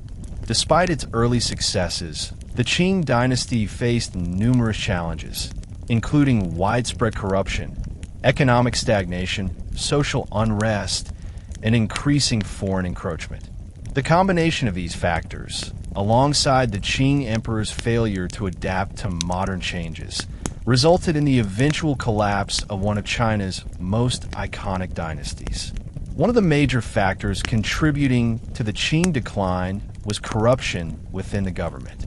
During the later years of the Qianlong Emperor's reign, 1735 to 1796, the empire reached its territorial height, but it also began to suffer from administrative inefficiency and mismanagement. Many Qing officials, particularly in the provinces, became corrupt, accepting bribes and exploiting their positions for personal gain. The imperial court, once a symbol of order and discipline, became increasingly disconnected from the realities of the empire. The civil service examination system, which had once promoted talented scholars to key positions, began to deteriorate, and many of the most capable officials were replaced by incompetent or corrupt individuals. As the Qing government became more corrupt, the taxation system also grew increasingly burdensome. The central government relied heavily on local officials to collect taxes, but due to corruption, many taxes went uncollected or were extorted from the people. This led to economic hardship, particularly among the peasants, who were the backbone of the empire. The agrarian economy, once the foundation of Qing power, began to struggle under the weight of excessive taxation, natural disasters, and the neglect of the rural population.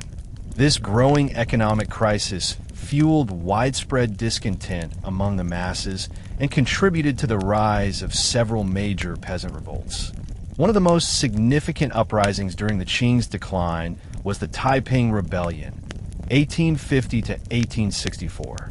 The rebellion, led by Hong Xiuquan, was fueled by a combination of economic distress, religious fervor, and a desire for social reform. Hong, a failed civil service candidate, claimed to be the younger brother of Jesus Christ and sought to establish a heavenly kingdom based on a unique interpretation of Christianity.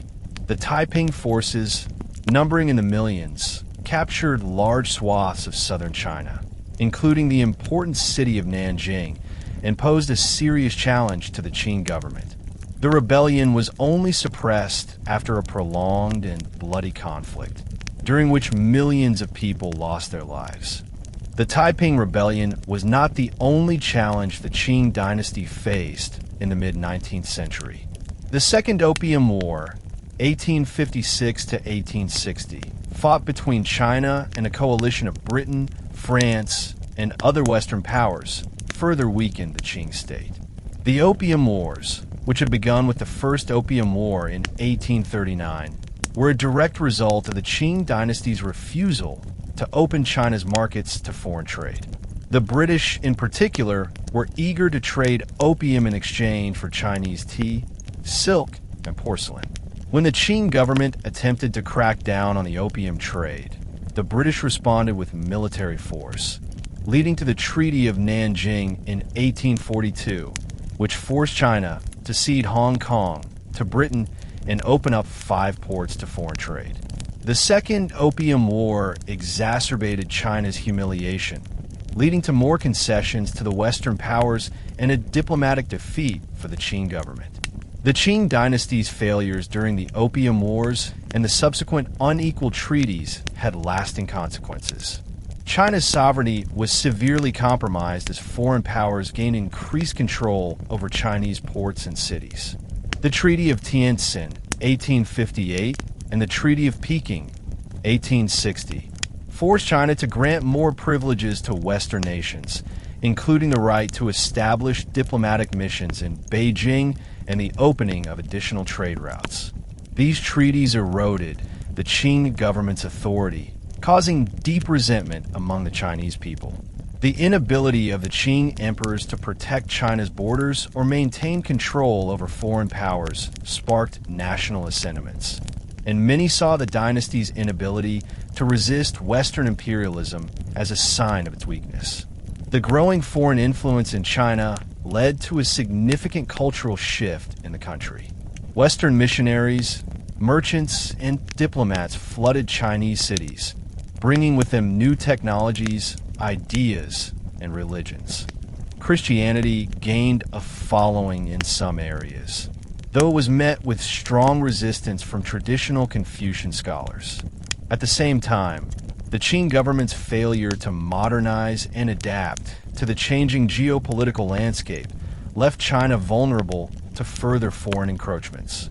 The self-strengthening movement, initiated by reform-minded officials in the late 19th century, sought to adopt Western military technologies and industrial practices, but these efforts were insufficient and often sabotaged by conservative factions within the Qing court.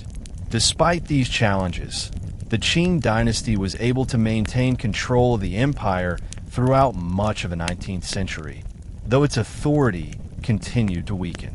The Taiping Rebellion alone, which lasted for 14 years, had devastated much of southern China and left the empire's resources stretched thin.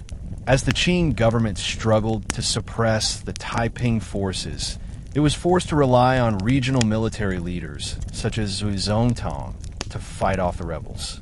While these regional leaders proved effective in the short term, their growing power also undermined the central authority of the Qing court. The Tongji Restoration, 1862 to 1874, initiated by the Qing government in an attempt to stabilize the empire after the Taiping Rebellion, proved to be only a temporary fix. Though the restoration aimed to modernize China by encouraging reforms in education, military organization, and infrastructure, it was hampered by conservative opposition. The Qing dynasty continued to struggle with the conflict between traditionalism and the need for reform. The long-term decline of Qing authority was compounded by a series of internal rebellions, including the Boxer Rebellion, 1899 to 1901, which was sparked by widespread anti-foreign and anti-Christian sentiments. The Boxer Rebellion marked a pivotal moment in Chinese history. The Boxers, a secret society that believed in the mystical powers of martial arts and were opposed to foreign influence, laid siege to Beijing, attacking foreign nationals, Chinese Christians, and anyone associated with Western powers. The Qing government initially supported the Boxers, but international forces from Britain, France, Germany, Japan, Russia, and the United States intervened, defeating the Boxers and forcing the Qing to sign the Boxer Protocol in 1901. This treaty required China to pay massive reparations to the foreign powers and further weakened the Qing dynasty's position. By the early 20th century, The Qing dynasty had lost control over much of its territory and was increasingly viewed as an outdated institution unable to defend China's interests. The Qing court, once a powerful symbol of Chinese sovereignty, became a puppet of foreign powers and regional warlords. Social unrest, economic hardship, and foreign domination had sparked a wave of reform movements throughout China. The revolutionary spirit that had led to the fall of the Ming Dynasty began to resurface, this time calling for the overthrow of the Qing. The failure of the Qing dynasty to adapt to the changing world was now apparent, and China seemed poised for another political upheaval. The collapse of the Qing dynasty became inevitable as the early 20th century progressed. Social movements, intellectual reform, and nationalist sentiment coalesced into a broader revolutionary movement aimed at ending the imperial system. The Xinhai Revolution of 1911 marked the official end of over 2 millennia of imperial rule in China. The revolution, which was largely spearheaded by the Chinese Nationalist Party, Kuomintang, or KMT, was a culmination of decades of dissatisfaction with the Qing government's failure to address China's most pressing issues. The immediate cause of the Xinhai Revolution was the Wuchang Uprising of October 1911. The uprising was triggered by the military's dissatisfaction with the Qing government, particularly over its failure to modernize China's military forces. The military revolted in Wuchang, modern-day Wuhan, leading to widespread support for the overthrow of the Qing dynasty. What began as a small military revolt quickly spread across the country, with revolutionary leaders and military commanders declaring their allegiance to the cause of a republic rather than an imperial monarchy. The Qing dynasty, already weakened by decades of internal turmoil and external pressure, was unable to suppress the uprising. Empress Dowager Cixi, the regent for the Qing emperor, had died in 1908, leaving behind a weak successor, the Xiantong emperor, who was just a child. The young emperor's inability to govern and the lack of strong leadership within the Qing court led to the empire's fragmentation. By early 1912, the revolutionaries had captured key cities, and the Qing dynasty was on the verge of collapse. In February 1912, the Qing emperor officially abdicated, bringing an end to the dynasty and marking the beginning of a new era in Chinese history. With the abdication of the Qing emperor, China transitioned from a monarchy to a republic. The Republic of China was officially founded in January 1912 under the leadership of Sun Yat-sen, the leader of the Kuomintang. Although the revolution had succeeded in ending the Qing dynasty, the new republic faced its own challenges, including warlordism, economic instability, and the rise of communist and nationalist movements. The Republic of China would struggle for decades before eventually being overtaken by the Chinese Communist Party in 1949, leading to the establishment of the People's Republic of China under Mao Zedong.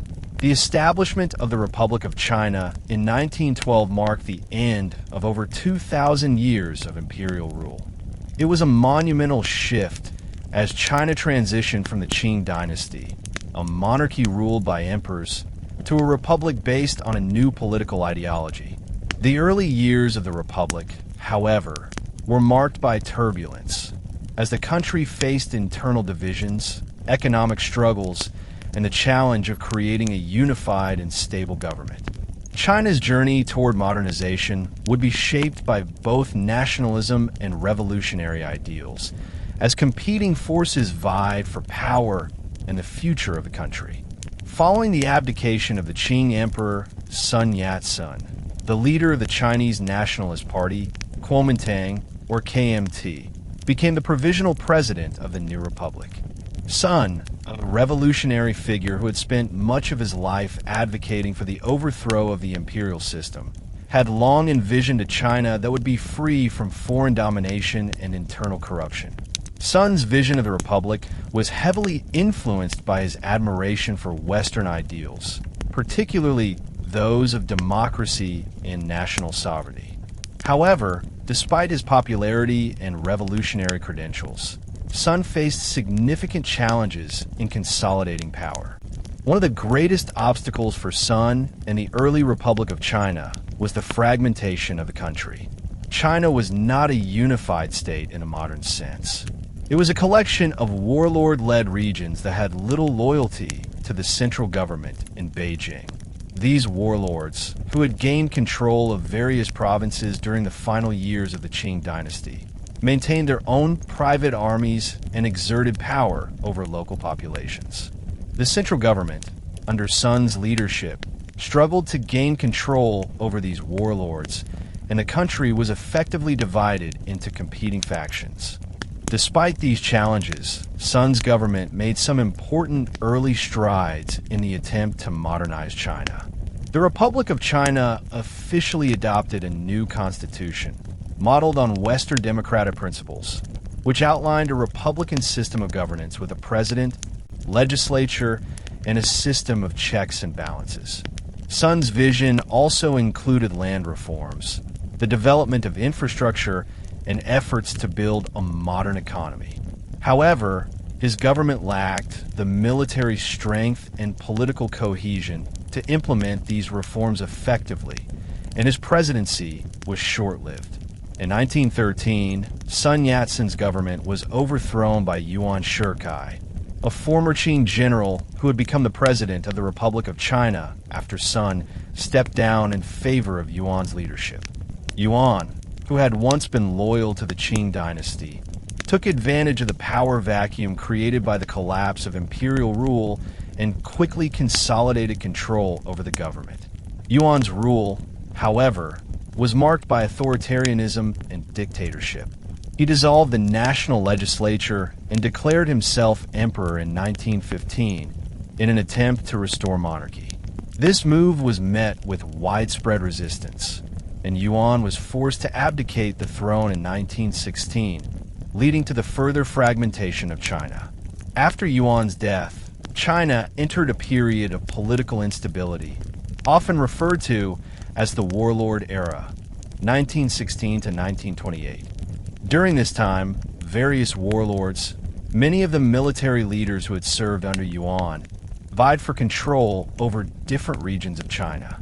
The central government was weak, and the warlords ruled their territories with little regard for national unity or the welfare of the people. This period of fragmentation was marked by constant civil war, economic chaos, and foreign interference. The warlords, in their quest for power, often aligned themselves with foreign powers, particularly Japan, which had significant influence in China during this time.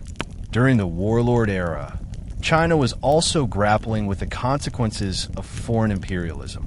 Western powers and Japan had long held concessions in Chinese cities, and the Chinese people resented the ongoing influence of these foreign powers. The May 4th movement of 1919, a student-led protest against the Treaty of Versailles and the continuing dominance of foreign powers in China, sparked a wave of nationalism across the country. The movement galvanized young intellectuals and led to the rise of the New Culture movement, which sought to modernize Chinese society by embracing science, democracy, and Western ideals. The turmoil of the warlord era and the foreign exploitation of China led to a growing sense of nationalism and anti-imperialism among the Chinese population. By the late 1910s and early 1920s, a new political force began to emerge in response to the disunity and exploitation that had plagued China for decades. The Chinese Communist Party, CCP, founded in 1921 in Shanghai, began to organize workers and peasants into a powerful movement aimed at overthrowing the old feudal and imperialist systems.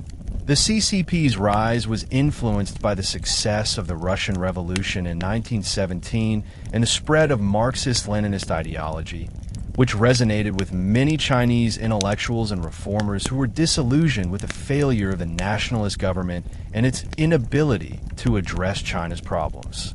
In the early 1920s, the Kuomintang, KMT, and the CCP initially cooperated to fight the warlords and unify China. The first united front between the two parties was established with the goal of ending the warlord era and establishing a unified, independent China. The KMT, led by Sun Yat-sen, was initially sympathetic to the CCP's goals, and both parties recognized the importance of working together to defeat the warlords and restore Chinese sovereignty. However, tensions between the KMT and the CCP soon began to rise, particularly over differing visions for the future of China. Sun Yat-sen's death in 1925 marked a pivotal moment in the history of modern China. His successor, Chiang Kai-shek, who had been one of the KMT's top military commanders, began to shift the party's policies toward authoritarianism and militarism. Chiang, who had little patience for the CCP's communist ideology, began to purge communists from the KMT ranks and launched a civil war against the CCP in 1927. This marked the beginning of the long and bloody Chinese Civil War that would last until the 1940s.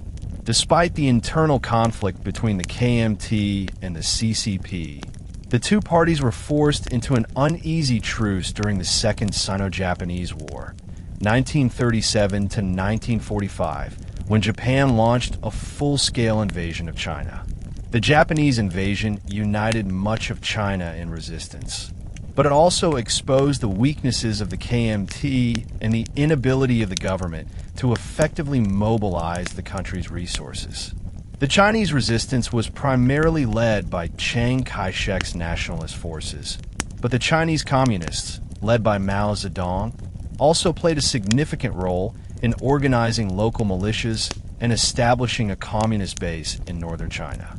During the war, the CCP grew in strength and support among the Chinese population, particularly because of their effective resistance to the Japanese and their ability to organize the rural masses. The Japanese defeat in 1945, following their surrender at the end of World War II, left China with a power vacuum and a return to civil conflict. The Chinese Civil War resumed in full force between the nationalist government of Chiang Kai-shek and the communist forces of Mao Zedong. The war was marked by fierce fighting, with both sides receiving support from different foreign powers. The Soviet Union provided military aid to the communists, while the United States supported the nationalists, sending them large amounts of military aid and funding. The final phase of the Chinese Civil War was marked by a decisive shift in favor of the Chinese Communist Party. Despite receiving significant military aid from the United States, the nationalist forces under Chiang Kai-shek were plagued by internal corruption, low morale, and a lack of popular support.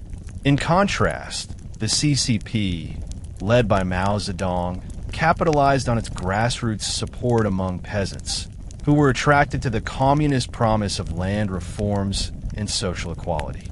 The nationalist failure to effectively address the needs of the Chinese people, coupled with the economic collapse that followed Japan's defeat, led to widespread disillusionment with Chiang Kai-shek's government. The nationalist forces were also hampered by inflation, lack of supplies, and the continued power of warlords, which undermined their ability to maintain control over the country. Meanwhile, the communists were able to consolidate their power in rural areas, where they gained the support of peasants who had long suffered under the weight of feudal landlordism and warlord rule. The CCP's land reform policies, which redistributed land to peasants, won them critical support in the countryside. Mao's leadership also emphasized military strategy, with communist forces using guerrilla tactics to wear down nationalist forces and win battles without relying on traditional large-scale warfare. By 1949, the Chinese Civil War was effectively over. The communists had defeated the nationalists, and on October 1st, 1949, Mao Zedong declared the establishment of the People's Republic of China, PRC, in Beijing, marking the official end of the Republic of China and the beginning of communist rule. The nationalist government, led by Chiang Kai-shek, retreated to Taiwan, where it continued to claim legitimacy as the government of China. The creation of the PRC marked a new chapter in Chinese history, one that would be characterized by radical political and social change, as Mao Zedong and the CCP sought to transform China into a socialist state. This revolution, however, would not be without its challenges, as China's new leaders sought to reshape society through mass campaigns and radical reforms, many of which would have profound and lasting consequences for the Chinese people. The founding of the People's Republic of China, PRC, on October 1st, 1949, by Mao Zedong marked a turning point in Chinese history. After decades of war, revolution, and foreign invasion, China emerged as a unified communist state with ambitions to reshape its social, political, and economic systems. The country's path to modernization was driven by Marxist-Leninist ideals and Mao's vision of a classless society. But the early years of the PRC were marked by tumultuous social changes, economic experiments, and political campaigns that would profoundly impact Chinese society. Mao's leadership was firmly entrenched in the early years of the PRC, but the challenges of building a new socialist state were immense. China, under the nationalists before the communist victory, had been ravaged by civil war, foreign invasions, and internal strife. The country's infrastructure was devastated, and much of its agricultural and industrial production had collapsed. The communists took over a nation that was economically backward and politically fragmented, with large swaths of the population still living in poverty and under feudal-like systems. The new government faced the enormous task of rebuilding the nation. Mao's vision for China was a radical transformation. The early communist leadership believed that socialism was the answer to China's problems, and the government began a process of land reform, redistributing land from landlords to peasants. The land reform movement sought to eliminate the class divisions that had been entrenched under the centuries-old feudal system, giving land to the peasants and breaking up the power of the landowning elite. This policy was popular among peasants and allowed the government to gain widespread support. Landlords were often targeted by village-level committees, with many being executed or forced to surrender their land. The land reform campaign was part of a broader set of reforms aimed at transforming Chinese society. The communists also began a program to nationalize industry and centralize economic planning. The state took control of key industries, including mining, textiles, and agriculture, with the goal of modernizing the economy and developing the infrastructure necessary to support a rapidly growing population. The Soviet Union, which was a key ally of China during this period, offered economic and technical assistance, and the PRC began to implement Soviet-style economic planning. At the same time, Mao and the Communist Party sought to consolidate their political control. The Chinese Communist Party, CCP, established a system of one-party rule, with Mao at the helm as the supreme leader. Dissent was not tolerated, and the government launched a series of campaigns to eliminate political rivals and strengthen its grip on power.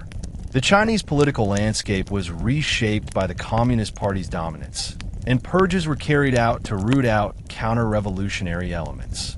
These campaigns often involved local persecution, imprisonment, and sometimes execution, especially for those who were considered enemies of the revolution. As the early years of the PRC unfolded, China's government focused on stabilizing the country, restoring order, and laying the groundwork for future economic development. However, despite the initial optimism and support for the Communist Party, the leadership began to face significant challenges as it sought to industrialize and modernize the country. The Chinese economy remained largely agrarian, with the vast majority of the population still living in rural areas, working on farms that were poorly equipped and inefficient. The industrialization efforts aimed to modernize China's economy, but the country's limited industrial capacity and lack of technological infrastructure made this a difficult task. The Great Leap Forward, (1958 to 1962), stands as one of the most ambitious and catastrophic campaigns launched by the Communist Party to rapidly transform China's economy. Mao Zedong envisioned the Great Leap Forward as a means to accelerate industrialization and achieve economic self-sufficiency by shifting the focus from agriculture to heavy industry. The government sought to implement collective farming through the creation of communes, where peasants would work together in large, state-run agricultural units, while urban centers would become the hubs for industrial growth.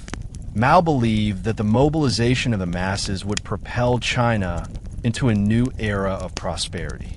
The Great Leap Forward was initially presented as an opportunity for socialist transformation and collective prosperity. The government promised that the communal system would eliminate the waste and inefficiency of private land ownership, and that China would soon surpass Britain in terms of steel production. The mass collectivization of agriculture was meant to increase the country's food production, while the establishment of backyard furnaces to produce steel would boost China's industrial capacity. The communist leadership believed that the people's enthusiasm for the project would lead to rapid and unparalleled economic growth. However, the Great Leap Forward quickly proved to be a disaster. The forced collectivization of agriculture disrupted food production, and the communes were ill-organized and inefficient. Many peasants were reluctant to work in the new communes, and in many cases, they had no incentive to improve the quality of the land. Farm output dropped sharply, and widespread famine ensued, exacerbated by poor planning and the government's unrealistic expectations. The backyard furnaces, which were supposed to produce steel, were largely ineffective, and instead of boosting industrial output, they led to the destruction of useful metal goods, including farm tools, which further undermined agricultural production. The failure of the Great Leap Forward had disastrous consequences for China.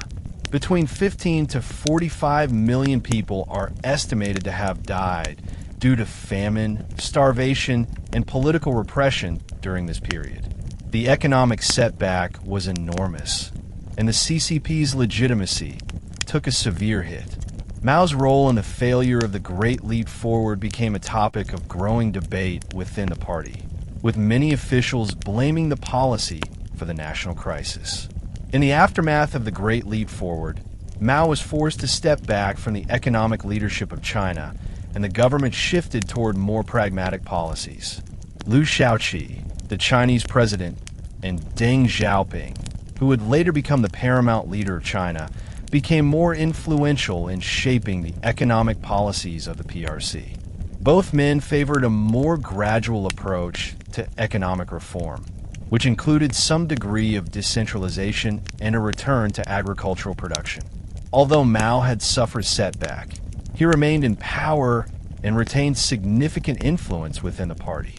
Mao's cult of personality continued to be a major force in Chinese politics, and his ideology still held sway among many party members. However, the failure of the Great Leap Forward had left Mao politically weakened, and the CCP had to focus on rebuilding the economy and restoring the country's political stability. In the early 1960s, Mao Zedong's influence in the Communist Party was at a low point following the Great Leap Forward. Liu Shaoqi and Deng Xiaoping had assumed a more prominent role in Chinese politics, focusing on economic recovery and stability. Under their leadership, the government began to move away from Mao's radical economic policies and toward a more pragmatic approach that allowed for limited market reforms and a more centralized economic planning system.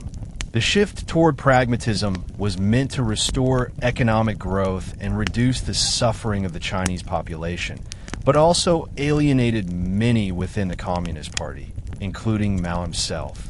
Mao's political comeback came in the form of the Cultural Revolution, which began in 1966 and lasted until his death in 1976. The Cultural Revolution was Mao's attempt to reassert his control over the Chinese Communist Party and to purge the country of what he saw as counter-revolutionary elements. including bureaucrats, intellectuals, and anyone deemed bourgeois. Mao's goal was to re-establish revolutionary ideals within the party and the country, and to ensure that China remained on the path of socialist transformation. The Cultural Revolution was launched by Mao through the Red Guards, a mass movement of young people who were encouraged to criticize authority, attack intellectuals, and destroy symbols of China's old cultural traditions. The Red Guards targeted universities, museums, and historical landmarks, as well as anyone who was perceived to be a threat to Mao's ideological vision. Thousands of people were persecuted, including intellectuals, artists, and teachers, many of whom were sent to the countryside for re-education or executed. The Cultural Revolution caused widespread chaos and violence across China, leading to the breakdown of social order and the destruction of cultural heritage. Mao's efforts to reassert his ideological control over China eventually backfired, as the Cultural Revolution became a source of political and social instability. The Red Guards and radical elements of the movement turned on each other, and the country's economy, already weakened by years of mismanagement, was severely disrupted. Eventually, in 1969, Mao called for the disbandment of the Red Guards and attempted to restore order. However, the damage had been done, and Mao's health began to deteriorate. By the early 1970s, the Cultural Revolution had severely shaken China, leaving the country in a state of deep political and social turmoil. The movement had, in many ways, undermined the fabric of Chinese society, leading to the destruction of cultural heritage, the persecution of intellectuals, and the widespread disruption of education and economic activities. The damage was not limited to the physical destruction of buildings and artworks, but also to the very structures of governance and social cohesion. Mao Zedong, though still holding ultimate power in China, began to face mounting criticism for the chaos unleashed by the Cultural Revolution. The upheaval had left the country's government institutions and economic systems in disarray. The Red Guards, initially mobilized to enforce Mao's ideological purity, had turned on each other, while many experienced government officials had been either purged or demoted. By 1969, the chaotic conditions prompted Mao to call for the disbandment of the Red Guards, but it was too late to reverse the damage caused. In this period of disorder, China's economy had stagnated, largely due to the ideological and social policies of the Cultural Revolution.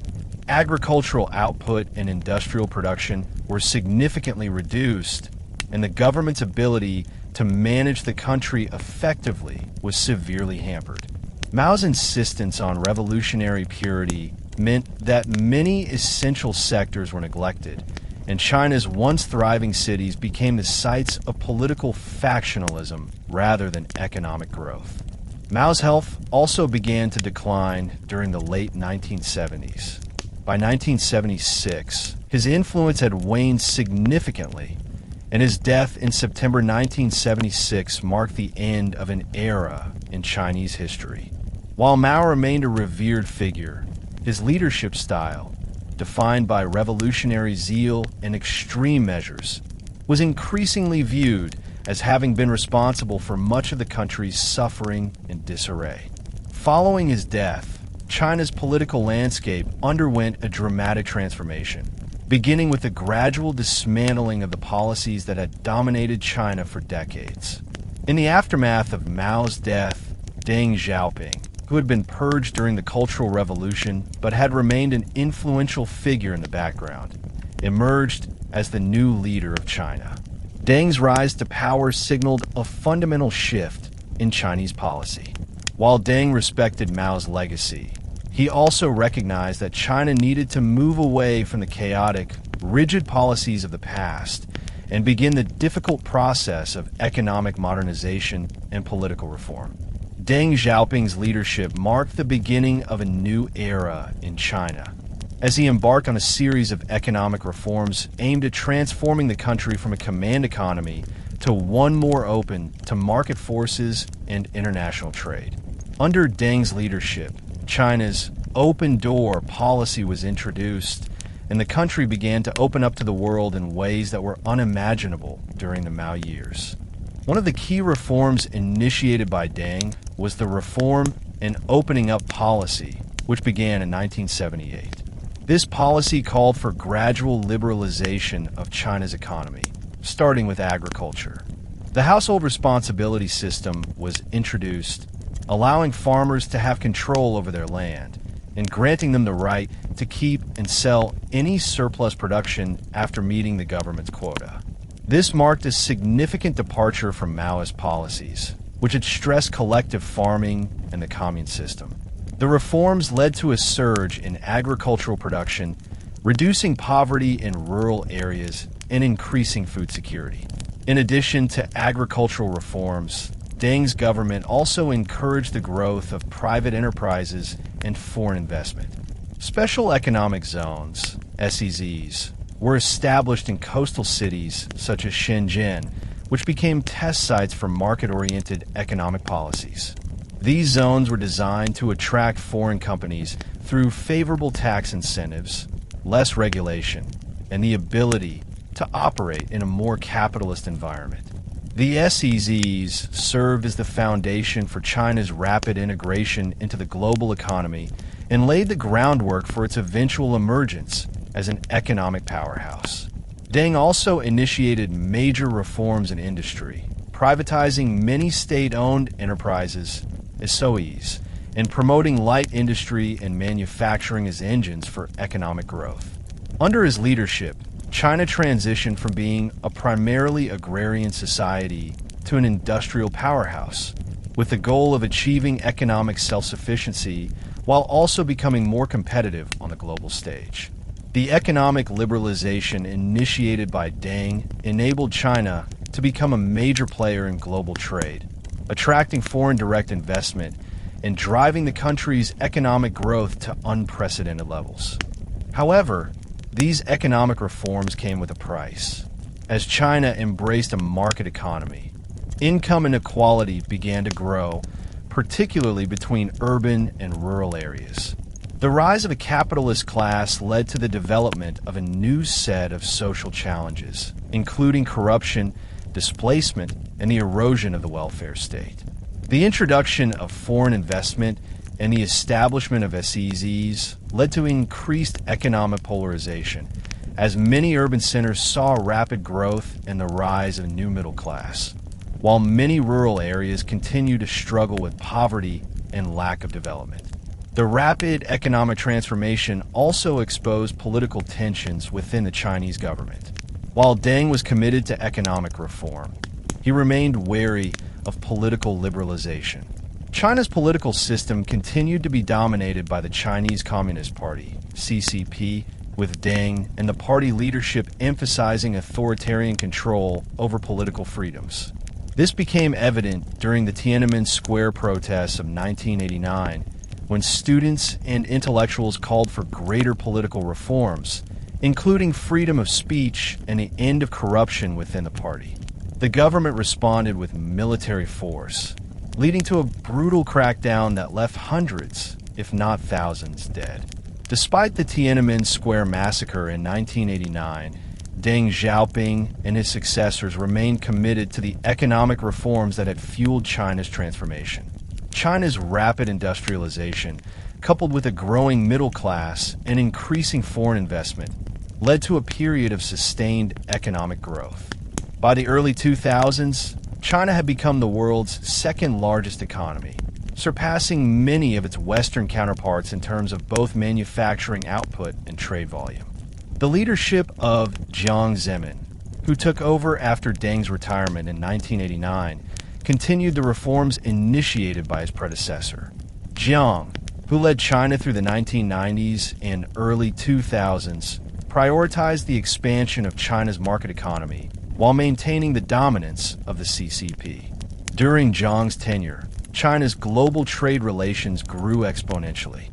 China's accession to the World Trade Organization, WTO, in 2001 marked a pivotal moment in its integration into the global economy. This allowed China to expand its trade partnerships, attract more foreign investment, and become a key player in the global market. China's economic reforms during the post-Deng era were accompanied by continued political control by the Communist Party. While the government loosened its grip on the economy, it continued to maintain strict control over the political landscape. Human rights abuses persisted, and political dissent was not tolerated. The one-child policy, which had been introduced by Deng in the late 1970s to control China's rapidly growing population, was still in effect, though would later be relaxed in 2015. The CCP's ability to control dissent was showcased in various incidents, including the crackdown on Falun Gong practitioners in the late 1990s and ongoing restrictions on free speech. Under Hu Jintao, Zhang's successor, China continued to grow both economically and militarily. China's military modernization and expansion were also significant factors during this period, as the country sought to assert itself as a global power. China became a key player on the international stage, asserting its influence in global organizations such as the United Nations and World Trade Organization. Additionally, China's growing economic strength led to greater political leverage, and the country began to take a more prominent role in international diplomacy. By the early 21st century, China had transformed from a nation of poverty and instability into a major global economic and political power. The country's transition from Maoist communism to a socialist market economy was unparalleled, and the reforms set in motion by Deng Xiaoping fundamentally changed the trajectory of modern China. By the beginning of the 21st century, China had fully emerged as a global power, both economically and politically. The economic reforms set in motion by Deng Xiaoping in the 1980s, followed by Jiang Zemin, Hu Jintao, and Xi Jinping, turned China into the world's second-largest economy, surpassing many established global players. Its industrial output, trade volume, and growing consumer market reshaped the world economy, while China's political influence began to spread across regions, including Asia, Africa, and even Latin America. However, the rapid rise of China came with a number of challenges, both domestic and international, that would shape its future trajectory. In the early 2000s, China's membership in the World Trade Organization, WTO, in 2001 was a major milestone. It opened the door for China's full integration into the global economy, allowing Chinese manufacturers to enter global markets and spurring the country's transformation into the world's factory. Cheap labor, vast land resources, and a focus on export-driven industrialization allowed China to dominate global manufacturing, especially in electronics, textiles, and machinery. This growth was also aided by foreign direct investment, FDI, which flowed into China as companies sought to capitalize on the low production costs and massive consumer potential. China's industrialization was accompanied by a massive urbanization movement. The migration from rural areas to urban centers accelerated, with cities like Shanghai, Beijing, Shenzhen, and Guangzhou growing rapidly into megacities. And that's a wrap on today's journey through the rise of China. We've witnessed how it transformed from ancient kingdoms to a modern powerhouse, navigating challenges, embracing technological innovations, and asserting its role on the global stage. So what's the moral of the story? China's rise teaches us the importance of adaptation and strategy in a constantly changing world. It reminds us that while economic growth is crucial, sustainability, political stability, and global diplomacy are key to a nation's long-term influence. If you enjoyed today's history, make sure to subscribe to this history channel and hit the notification bell so you don't miss out on more captivating stories from the past and present. We've got much more history to uncover, and I can't wait to bring it to you again. Until next time, keep exploring the past with this channel. See you soon. This should give your channel a welcoming and engaging vibe. inviting people to come back for more history content.